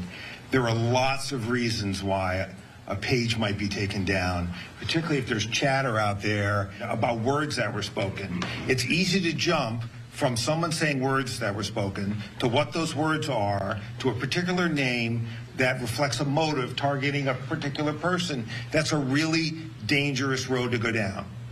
Really dangerous. If that name meant anything to this investigation, we would be out looking for that person. We would let you know we were looking for that person. You know, again, I think it's just a really dangerous road to go down.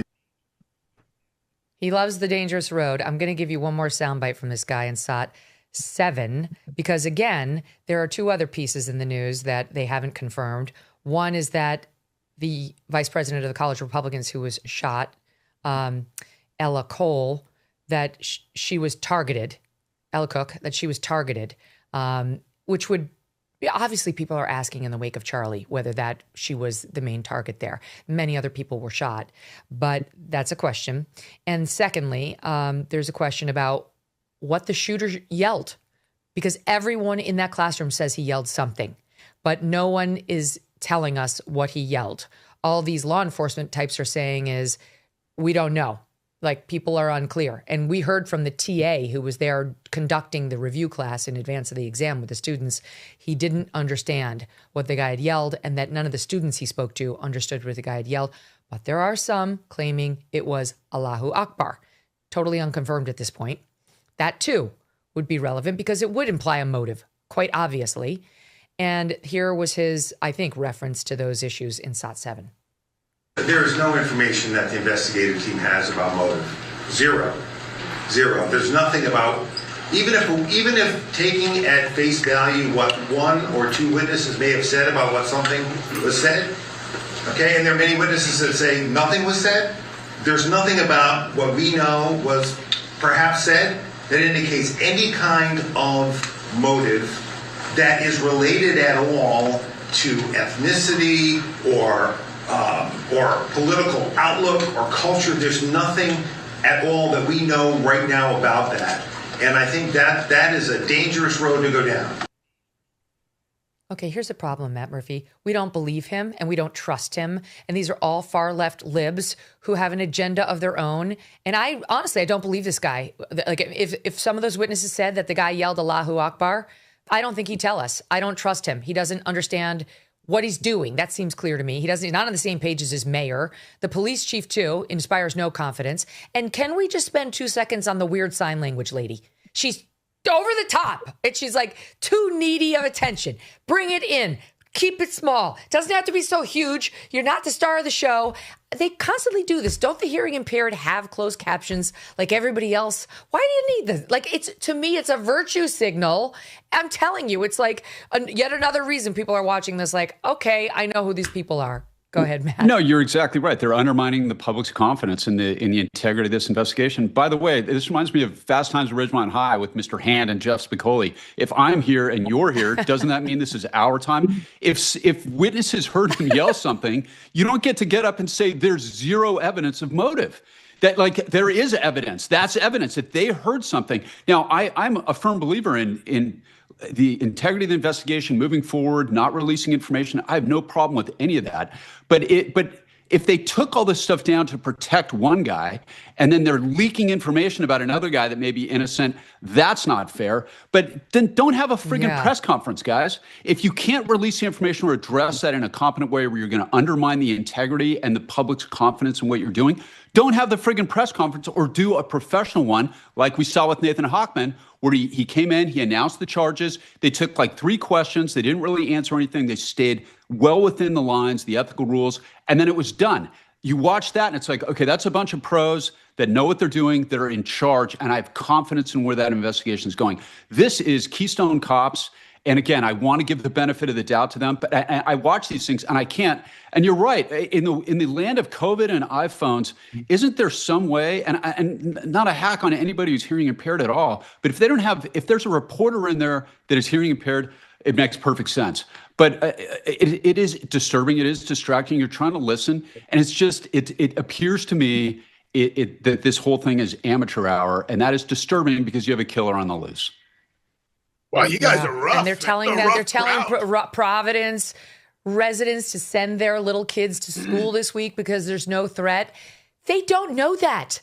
The mayor keeps saying that there's a killer on the loose. We have no idea whether he has left Providence or whether the motive is to kill a bunch of young people. Like, there's zero chance I'd be sending my children to school in Providence, Rhode Island this week. It just, yet again, it's this like woke mayor who wants to pretend it's all rainbows and unicorns. Meanwhile, 2 people are dead and nearly 10 others are still fighting for their lives, Arthur. No, I mean, what you just said about sending your kids to school and them saying there's no threat. I mean, I don't know how you could say that, right? You got a killer on the train who's going into schools and killing people, number one. Number two, I mean, to show you that, forget my objectivity, my dear friend who just retired as the chief of the NYPD, John Shell, he was the chief uniformed officer. He called me. He goes, I feel like I want to go up there and help them. He goes, these press conferences are train wrecks. He goes, there's no consistency. Nobody knows what they're saying and what they're doing. He goes, it's really, really bad. But he was saying it not to be critical, but like to be helpful. So I agree with you. One other term again, from Megyn Kelly, I'm learning a lot in this episode. Someone gave me a pin last week that just said, be kind. So I went to this holiday party and I wore it. And Diana in my office goes, what the hell is that? I go, I don't know. Someone gave it to me. She goes, that's virtue signaling. I go, what the hell is that? Right on, I go, Diana. what the hell does that mean? What is virtue signaling? It means like, oh, that means what do you mean? How did I not know that term? Like, you're kind, Arthur. So like, it's the same as the liberal lawn sign. In this house, we believe in kindness, tolerance, none of which they actually believe. None. I got it 2 doors down. I got the liberal lawn sign. And then next to them has a Trump bumper sticker. Don't put on a pin. Next to them, their window has a Trump bumper sticker. And the other one has your sign. And I'm the one who's shoveling both of their sidewalks to keep the peace. Don't put on a pin. Don't put on a pin with any message. Okay. It's just a bad idea. Just steer clear All right, look, of the I got pins. No pins. All right. I got to go. I love you guys, but I got a Medal of Honor winner here. So goodbye. Right. It's great to see you both. Merry Christmas. Go to mktruecrime.com and you can subscribe to their show, however you want. You can watch it on YouTube. You can take it in via podcast. And truly, it's a hit. They take on all the latest cases. And as you heard, like with true trial lawyers' minds, we'll dissect it for you in a way you will not hear anyplace else. Up next, Dakota Meyer. Let's be honest. America can still be a dangerous place, and you cannot afford to wait for help when you need it. Sure, you could use a firearm, but in today's America, defending yourself with deadly force can have legal consequences. According to FBI data, 99.9% of all altercations do not require lethal force. And that's exactly why so many are turning to Byrna. Byrna is proudly American, hand-assembled in Fort Wayne, Indiana. These less lethal self-defense launchers are trusted by hundreds of government agencies, law enforcement departments, and private security companies.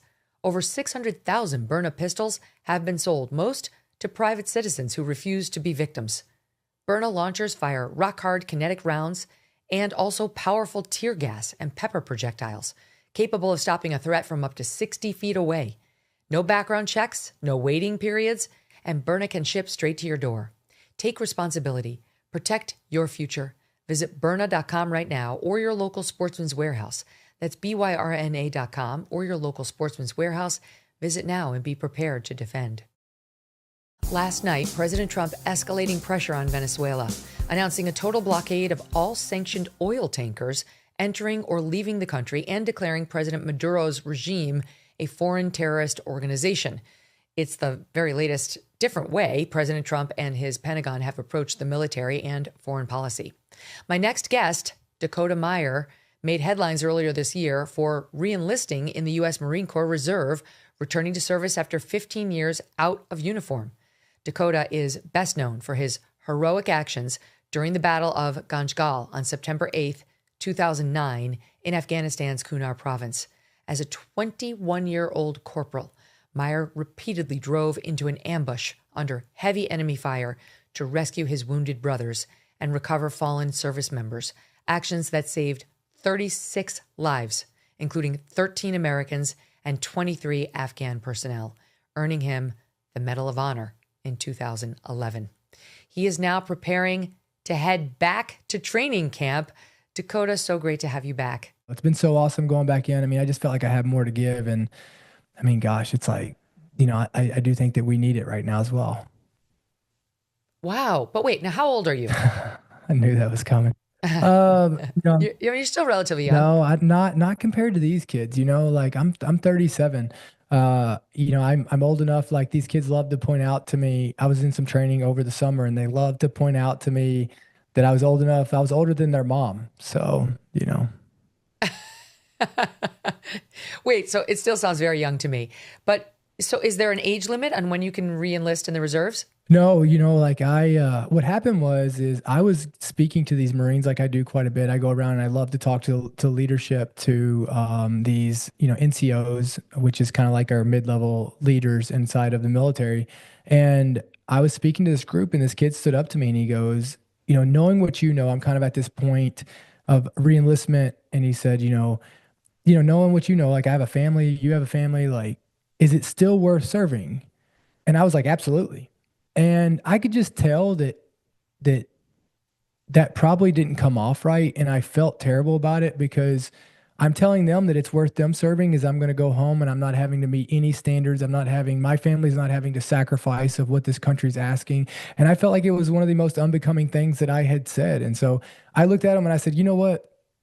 Like, I'm so glad this question got asked. I'm going to walk out of here and I'm going to do everything I can to come back in the Marine Corps because it's not right for me to stand out here and tell you, yes, it's worth serving. Yes, it matters. And all of this as I'm going home and not having to sacrifice anything that you are. And I'm asking your family to. So I don't think it's right. And I'm going to make this right. And I'm going to show you how much I believe in serving. And so I did that. I walked away, 18 months later, jumping through all the hoops and all that. Yeah. Like I didn't have to get an age waiver or anything like that.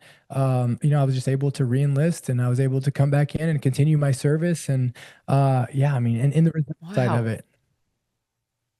Okay. Now, you will forgive me for asking you this because we've talked about this before, and I know how you are on this. There was a period at which it's fair to say you had let your tight physique as a Marine go. Yeah. We talked about when you were awarded the Medal of Honor by President Obama, and you were actually drunk in the moment and not in your peak shape. Actually, we'll just show it because it's quite a moment. This is a video of it. Yeah, back in 2011. Hold on, let's watch it. Stand by. Here he is. You're standing there. You cannot tell that you're drunk, but you told me that you were. Yeah. And you are not at your most fit, but I know from our behind the scenes conversations, you have been getting fit. You've been working out like a fiend. So do you feel that you can live up to the Pete Hegseth no fat people mandate in the modern day military? Yeah, I mean, absolutely. Look, I have to meet all the standards, going back in, one of the first things I had to do was meet the physical fitness standards. I will say this, while a lot of the other branches possibly have let the standards go, the one thing that the United States Marine Corps does is it holds standards pretty well. I mean, we usually set the Marine Corps usually sets the standards and holds the standards to a level that none of the other branches do. And I will say that confidently. And so, yeah, I mean, coming back in, like I've had to meet all the standards that everybody else did.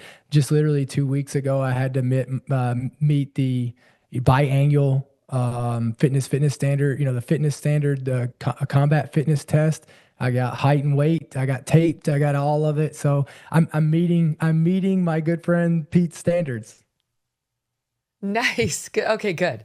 I say this judging from the comfort of my studio, where it's been literally a year since I've done anything meaningfully aerobic. So no judgment whatsoever. In fact, I'd like to know what that test is so I could see if I could pass it.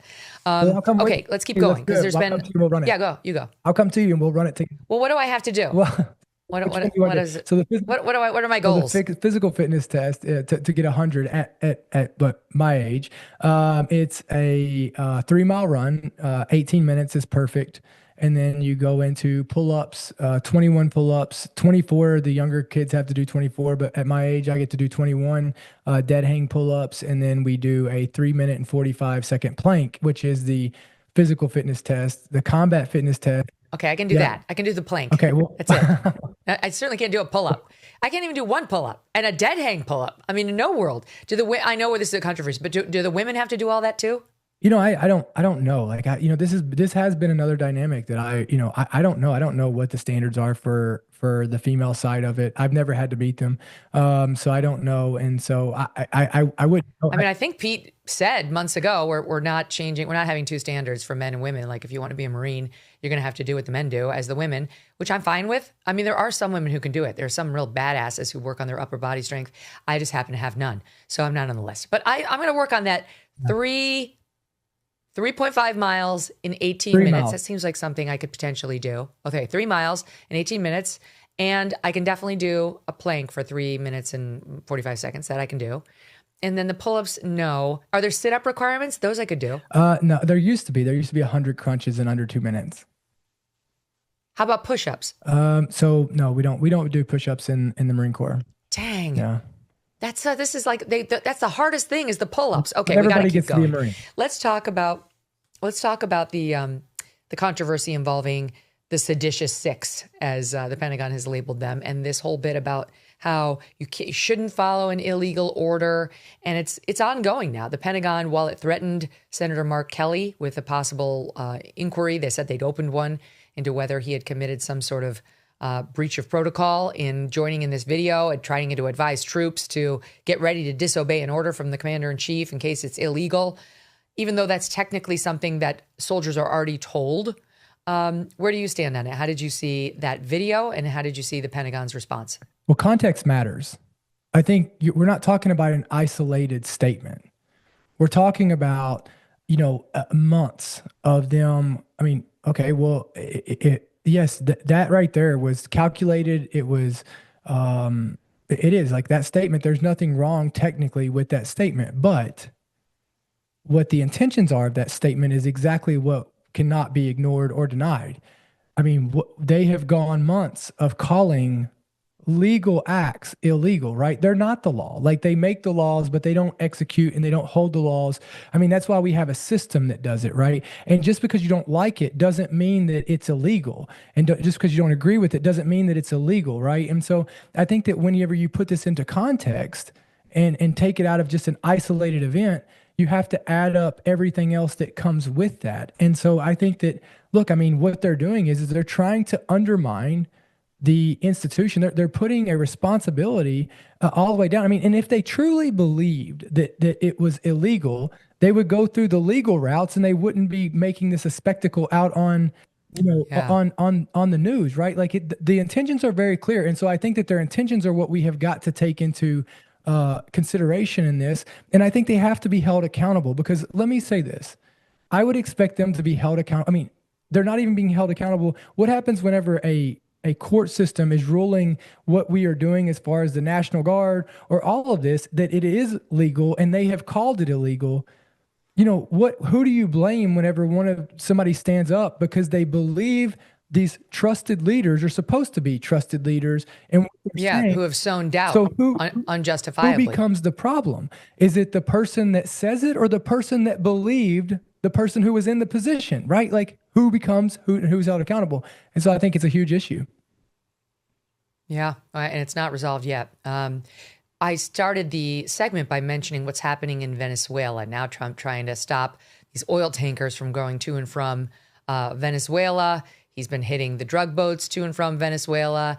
There have been many, many speculations about whether this is all really about regime change, because technically Maduro lost an election, but he's just refusing to go. A lot of the more isolationist right, they don't want to see us getting involved in Venezuela. They do not want to exchange war in the Middle East for war south of the border with Venezuela.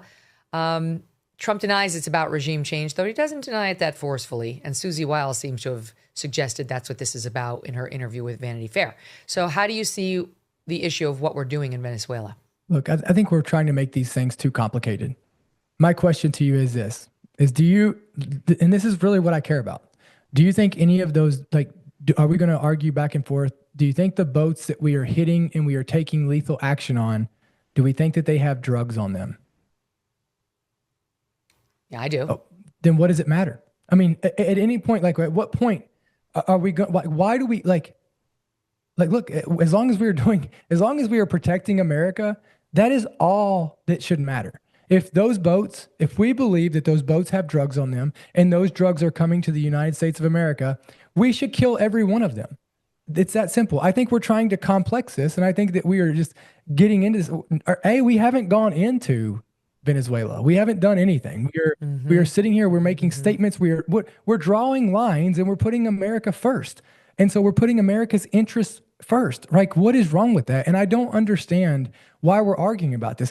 And what I am so sick and tired of, because look, I have a Medal of Honor because of this. I have a Medal of Honor because of specific statements like the insinuations and the fear that someone like Mark Kelly is doing in the Democrats. And no, you know what? Take the Democrats out of it. Just leaders. I have a Medal of Honor for these simple facts. And this is why I'm so pissed off about it, is because they send us over there. They're like, we don't make the decisions on who we're going to go fight and who we don't. But then they send us over there and they put in their, idealistic rules of engagement. And then they put the fear of taking action into it. And they put all of these like seeds of doubt into the people who are having to live and die from the consequences of their decisions and their actions or their lack of, all for their political gain.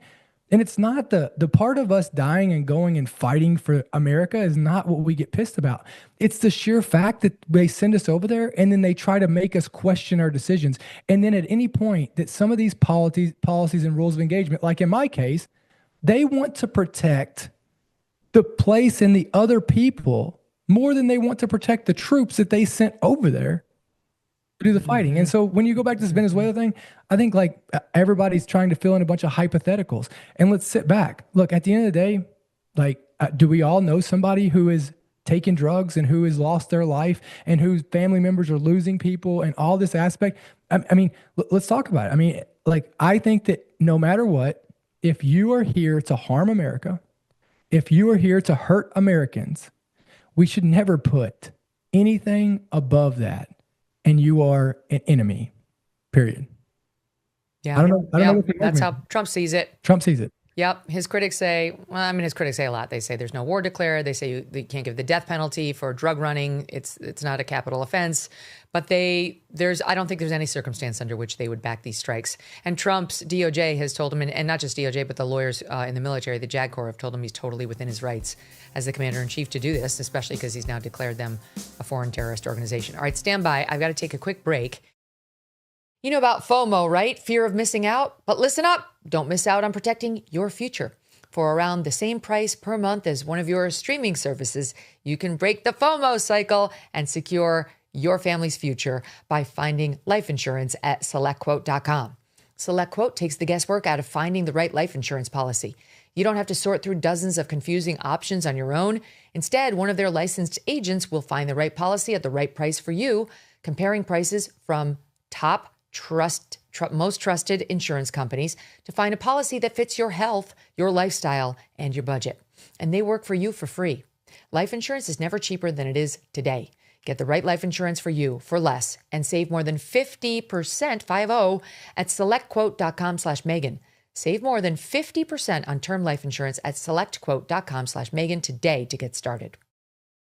Dakota, there was a terrible attack over in Syria on our National Guard's troops, and then there was an attack back at home on our National Guard's troops by this person who took them out. And so things do seem to be getting more dangerous. You know, we had an ISIS attack on Jews in Australia. We had this ISIS attack in Syria on our troops.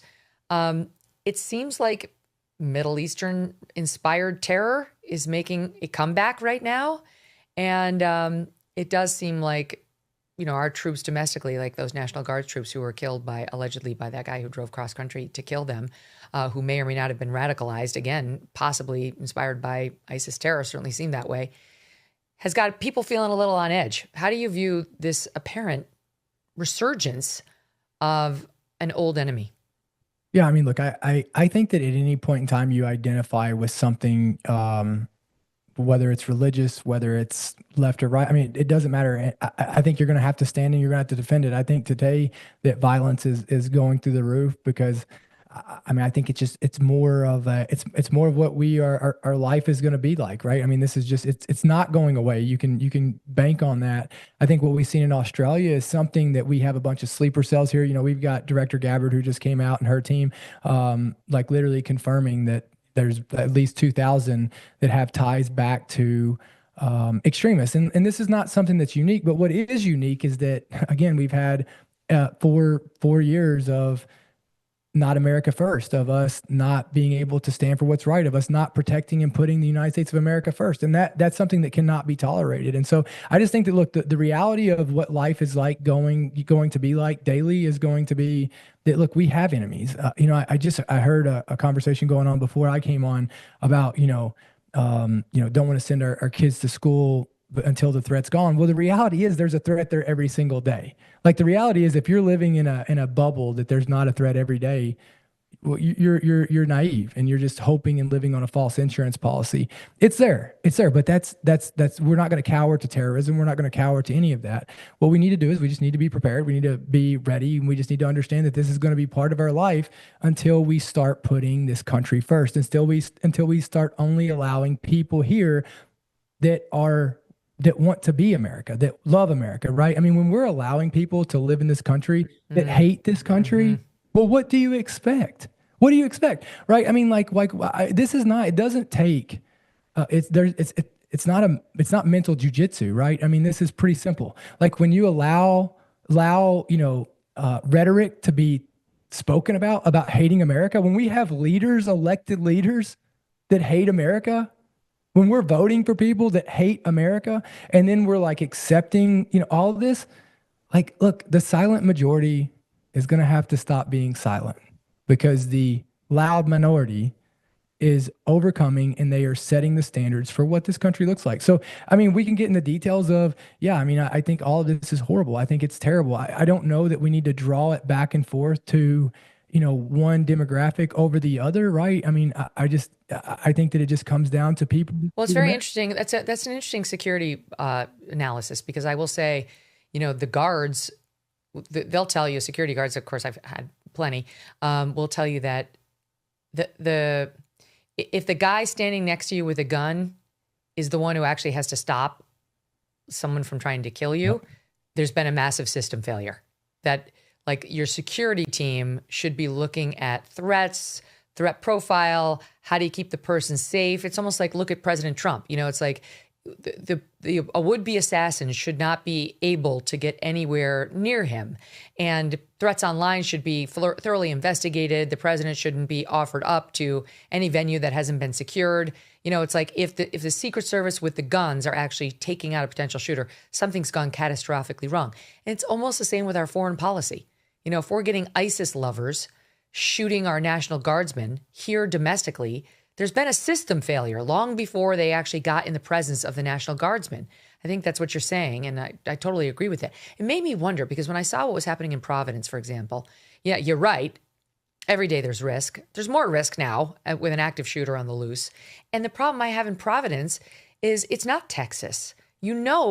No one there is going to have a gun at those schools to protect children this week. There's not going to be a good guy with a gun. And I wonder, I thought to myself, how about all these ex-military guys who would love to use some of their skills to protect defenseless American children, by standing outside of a school armed and ready for bad guys? Like, Is there any sort of a program where that could happen? Have you ever spoken with military guys about their willingness?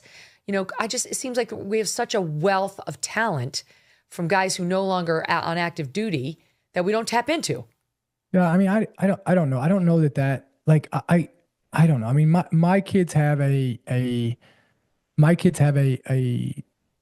look, a person at their school. You live in the South. Well, I mean, I do, but I also don't think that he's going to stop a shooter, right? I also don't trust the training and the mindset and the mentality. I mean, you know, I don't, and so I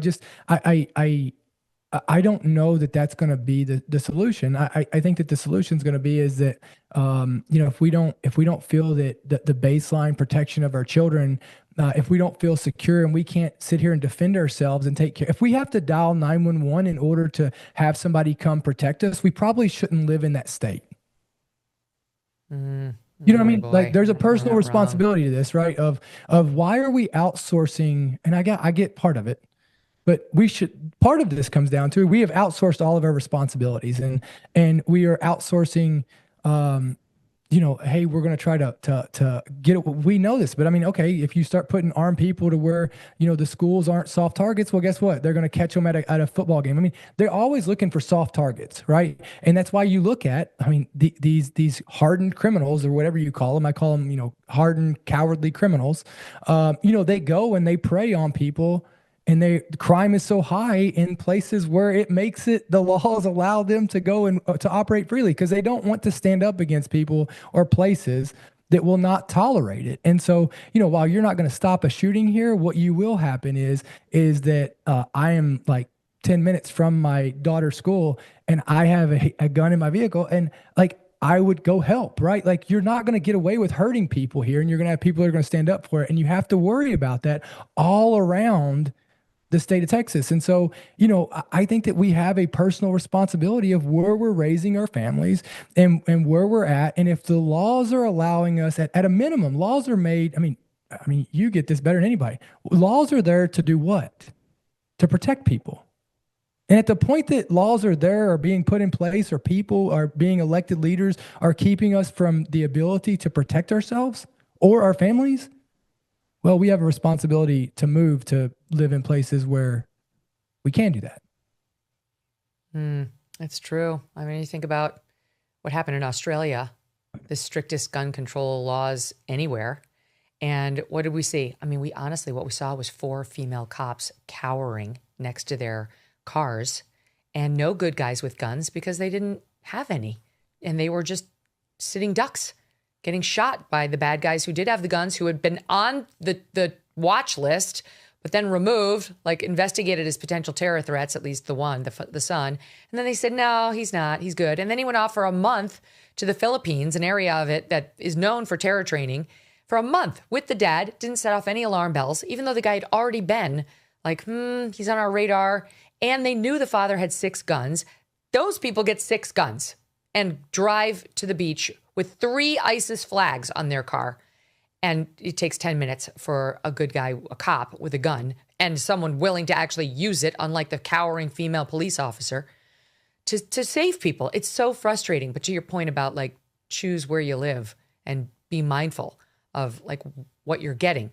I think people in Australia think that they're immune to gun violence now after all these years. They've had attacks, but it's been a long time because of their laws. And sadly, it was a reminder that no one's immune. Well, that's what they've been told, right? I mean, this is what they've been preached to is like, hey, where we take away guns and gun laws are strict, it's going to be safer. I mean, that's what they've been told. And I mean, it's, you know, and the problem with this, Megyn, like the real problem of why we have to stand up and we have to start calling things where it is that eventually there's going to be a generation that knows no different than violence, and by this being the norm, they're not going to know a time where there was safe streets, where there was, you know, where there were people who could stand up and say something, or people who could take action. So now they just watch people take inaction, and we've accepted inaction, right? Like it is safer and better for you to do nothing and let other people suffer than it is for you to go do this. And I blame lawyers. I blame lawyers. This is the problem with, like, the law has been weaponized in order for people to profit. And now it's put people in a position to where they have to decide do I do what's morally right or what's legally right? And most of the time, a lot of times those don't coexist. And you know, I think the sickest part to me watching Australia was was watching the video. Like, I want you to watch that video and like my gut wrenched of people filming it. Those, those shooters, like, did you see them even having to run around? Like, they weren't scared. They weren't feared that anybody was going to stop them. They were like, one guy behind they had the run of the place, glasses on, right? And he just stand up shooting people freely. And nobody is willing to go take this guy on, right? Like, I mean. Well, two people tried. You see, okay, you got 3 out of how many? Out of how many? Look at all the people filming. I want you to watch these people. And I just like, I look at it and I go, what would you want somebody to do if your kids were out there? If your kids were there, what would you want people to do? And I think that's how we should all handle ourselves. And I just like, I think it's sad. It's so sad that you had 3 people taking action. You had 3 people, 2 of them lost their lives. One of them actually, took the gun from a guy. But I mean, like those terrorists, they knew that. I mean, they were just walking around freely, shooting people in daylight, broad daylight. It does make you think, like, would they have done that in Houston, Texas? No, they wouldn't. They wouldn't. No. They would know exactly what they'd get down there, and that's a good thing. That's a good thing for the citizens of Houston. All right, I want to end it on this because I thought this is an interesting post you made. You, on your Substack, were making the point to young men that your feed is creating the man you are becoming. This is very important. Yeah. Your social media and the consumption that comes through passively to you every day does change who you are. I mean, it's really important to step away from that and also to curate that. It's almost why, like, I try to go over to Instagram as often as possible, because over there, almost everything I follow is like a positive thing, like something about how you can be more healthy, like a Maha type stuff, like it's stuff like, oh, these are supplements you might want to consider, or here's a workout you could do, or just like this. Now I'm very into, here are the best 8 gifts you can get your son for Christmas or your daughter, like that's positive. Yeah. Twitter is a sewer fight, and too much time on Twitter can make you comfortable with sewer fights and a sewer fighter, which, okay, can be useful skill, but it's also not really where you want to spend your time or who you want to be. Seems to me this is in part the point you were making. Can you expand on it? Yeah, I mean, look, we all grew up with the understanding the term of you are what you eat, right? I mean, you are what you eat. And that was like a simple phrase that was my nutrition talk whenever I was back in public school. Now it's like, you are what you consume mentally, emotionally.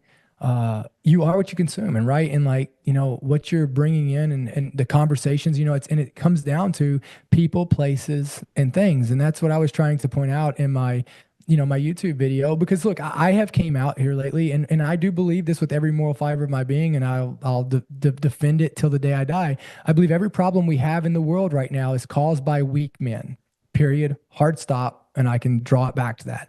And so, look, I don't know that you're going to change adult men, but I think what we can do is we can influence the next generation of men. And we're going to have to. We're going to need them to step up and to be strong and to be kind and to be leaders. We've got this war on masculinity, and I do understand toxic masculinity, but masculinity, it's very important to the survival of any like aspect of society. And so a society that makes men is going to eventually fail. But strong men, good men who make a society is going to prevail. And so we're going to have to get it back. And so, I was talking about this, that it starts with your mindset. I mean, everything that you do comes down to mindset. What you believe is what you will achieve, and you can never achieve more than you believe.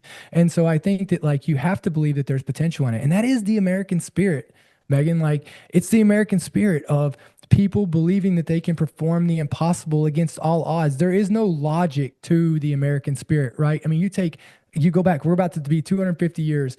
70 people stood up and I think it was like 1.5 million at the time, possibly in 13 colonies. Maybe I'm off on that number, but 70 people who had no training, nothing else, but they just believed that they were going to stand up for what was right, and they were not going to live under, this again. And they went up against the most, the most powerful military on the planet. And just because they believed they could do it, they did it. So back to my point is like understanding like your mindset and shaping your mind and chipping away at your mind is conversations. It is the negativity. It is what you're consuming on content. It's video games. It's all of this. All of that is driving you to setting you up to what the rest of you and how you believe and how you handle yourself and what you think is right and what's not. It is all doing that. And so, and you've seen it, and it's not arguable. And especially when our kids are moldable and they're all looking for something to be part of, because that is what I've seen with this generation.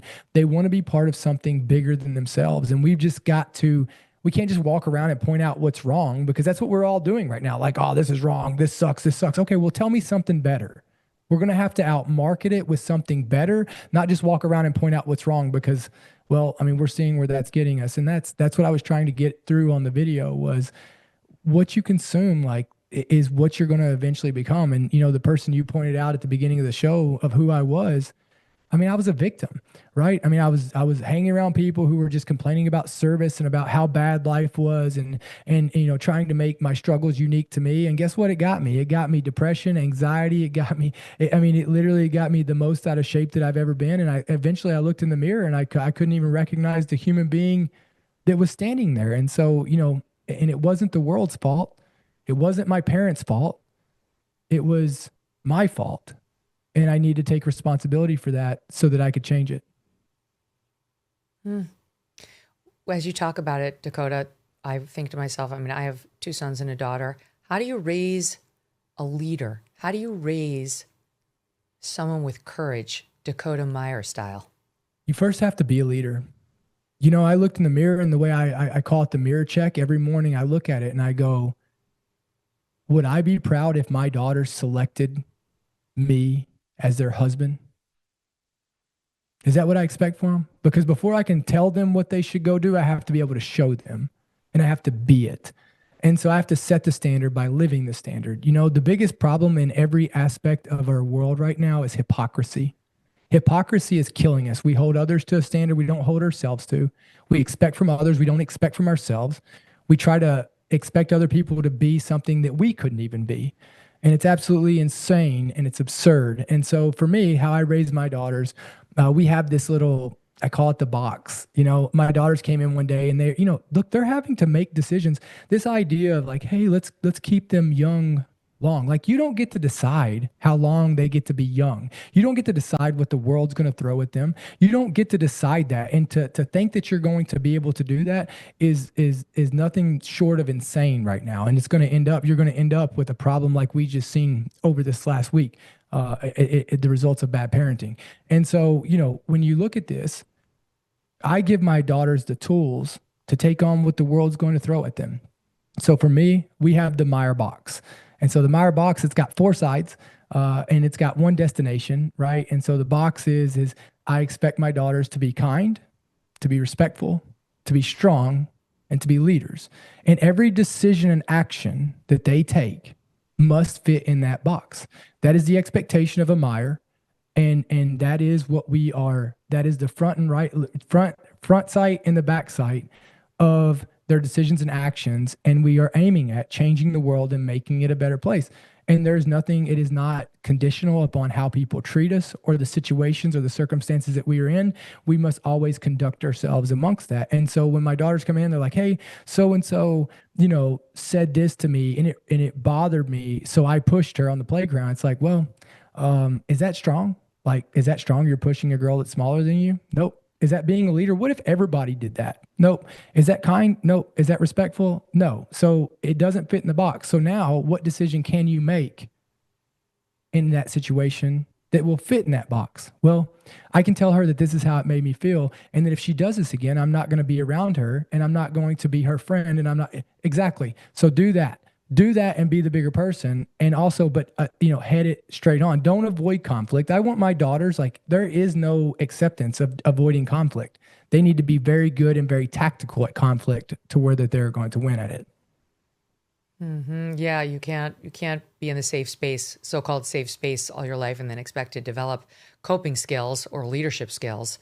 Did your parents do that with you? Because something happened with you that made you do what you did, and just keep going back, helping people, great risk to your personal safety. You just didn't care. So it seems to me you might have either had a death wish or there was something else in there that made you you. Yeah, I'm so fortunate. I grew up around hard men and foundational structural. I mean, my grandmother was, I grew up around incredible people, and back then, like, I'm not saying it's easier to parent back then than it is today, but back then you could control more of what influences your kids, right? Like you could control more of it. You had more of a take on it. You could decide what was actually coming in and they were consuming than you can today, right? Today, you're always fighting for that influence on your children. And so, my dad and my grandfather and my uncles and my cousins and my aunts, my grandmother, they were principled people. And I'll tell you something, the one thing my uncle, and my dad and they all mentioned was, you know, and they made clear. I don't know how they definitely. It wasn't like a certain talk, but it was. You understand, like there's been a lot of people that's tried to keep that name and that have honored that name before you, and you're representing that, and it's about keeping that going forward. And like my dad never was a willing to accept societal norms. He didn't care what anybody else thought. My dad and them were always striving to do what needed to be done and what was right, and that was never conditional upon the opinions of what everybody else thought and what everybody else was doing. Wow. I mean, it explains a lot. I'm thrilled you're getting back into the game, Dakota. There's so many other things you could be doing. You could be making a bunch of money. You could be taking it easy. You could be getting soft, like that's what happens to most of us after like the peak of our career. And you're getting back into it and serving again. We are so, so lucky to have you. Thank you. Thank you for the service you've already given and are about to give as well. Great to see you. Yes, ma'am. All right. Don't forget, check out Dakota's work on Substack at The BLUF. That's the BLUF. What a man. Thank you guys for watching, and we'll be back tomorrow.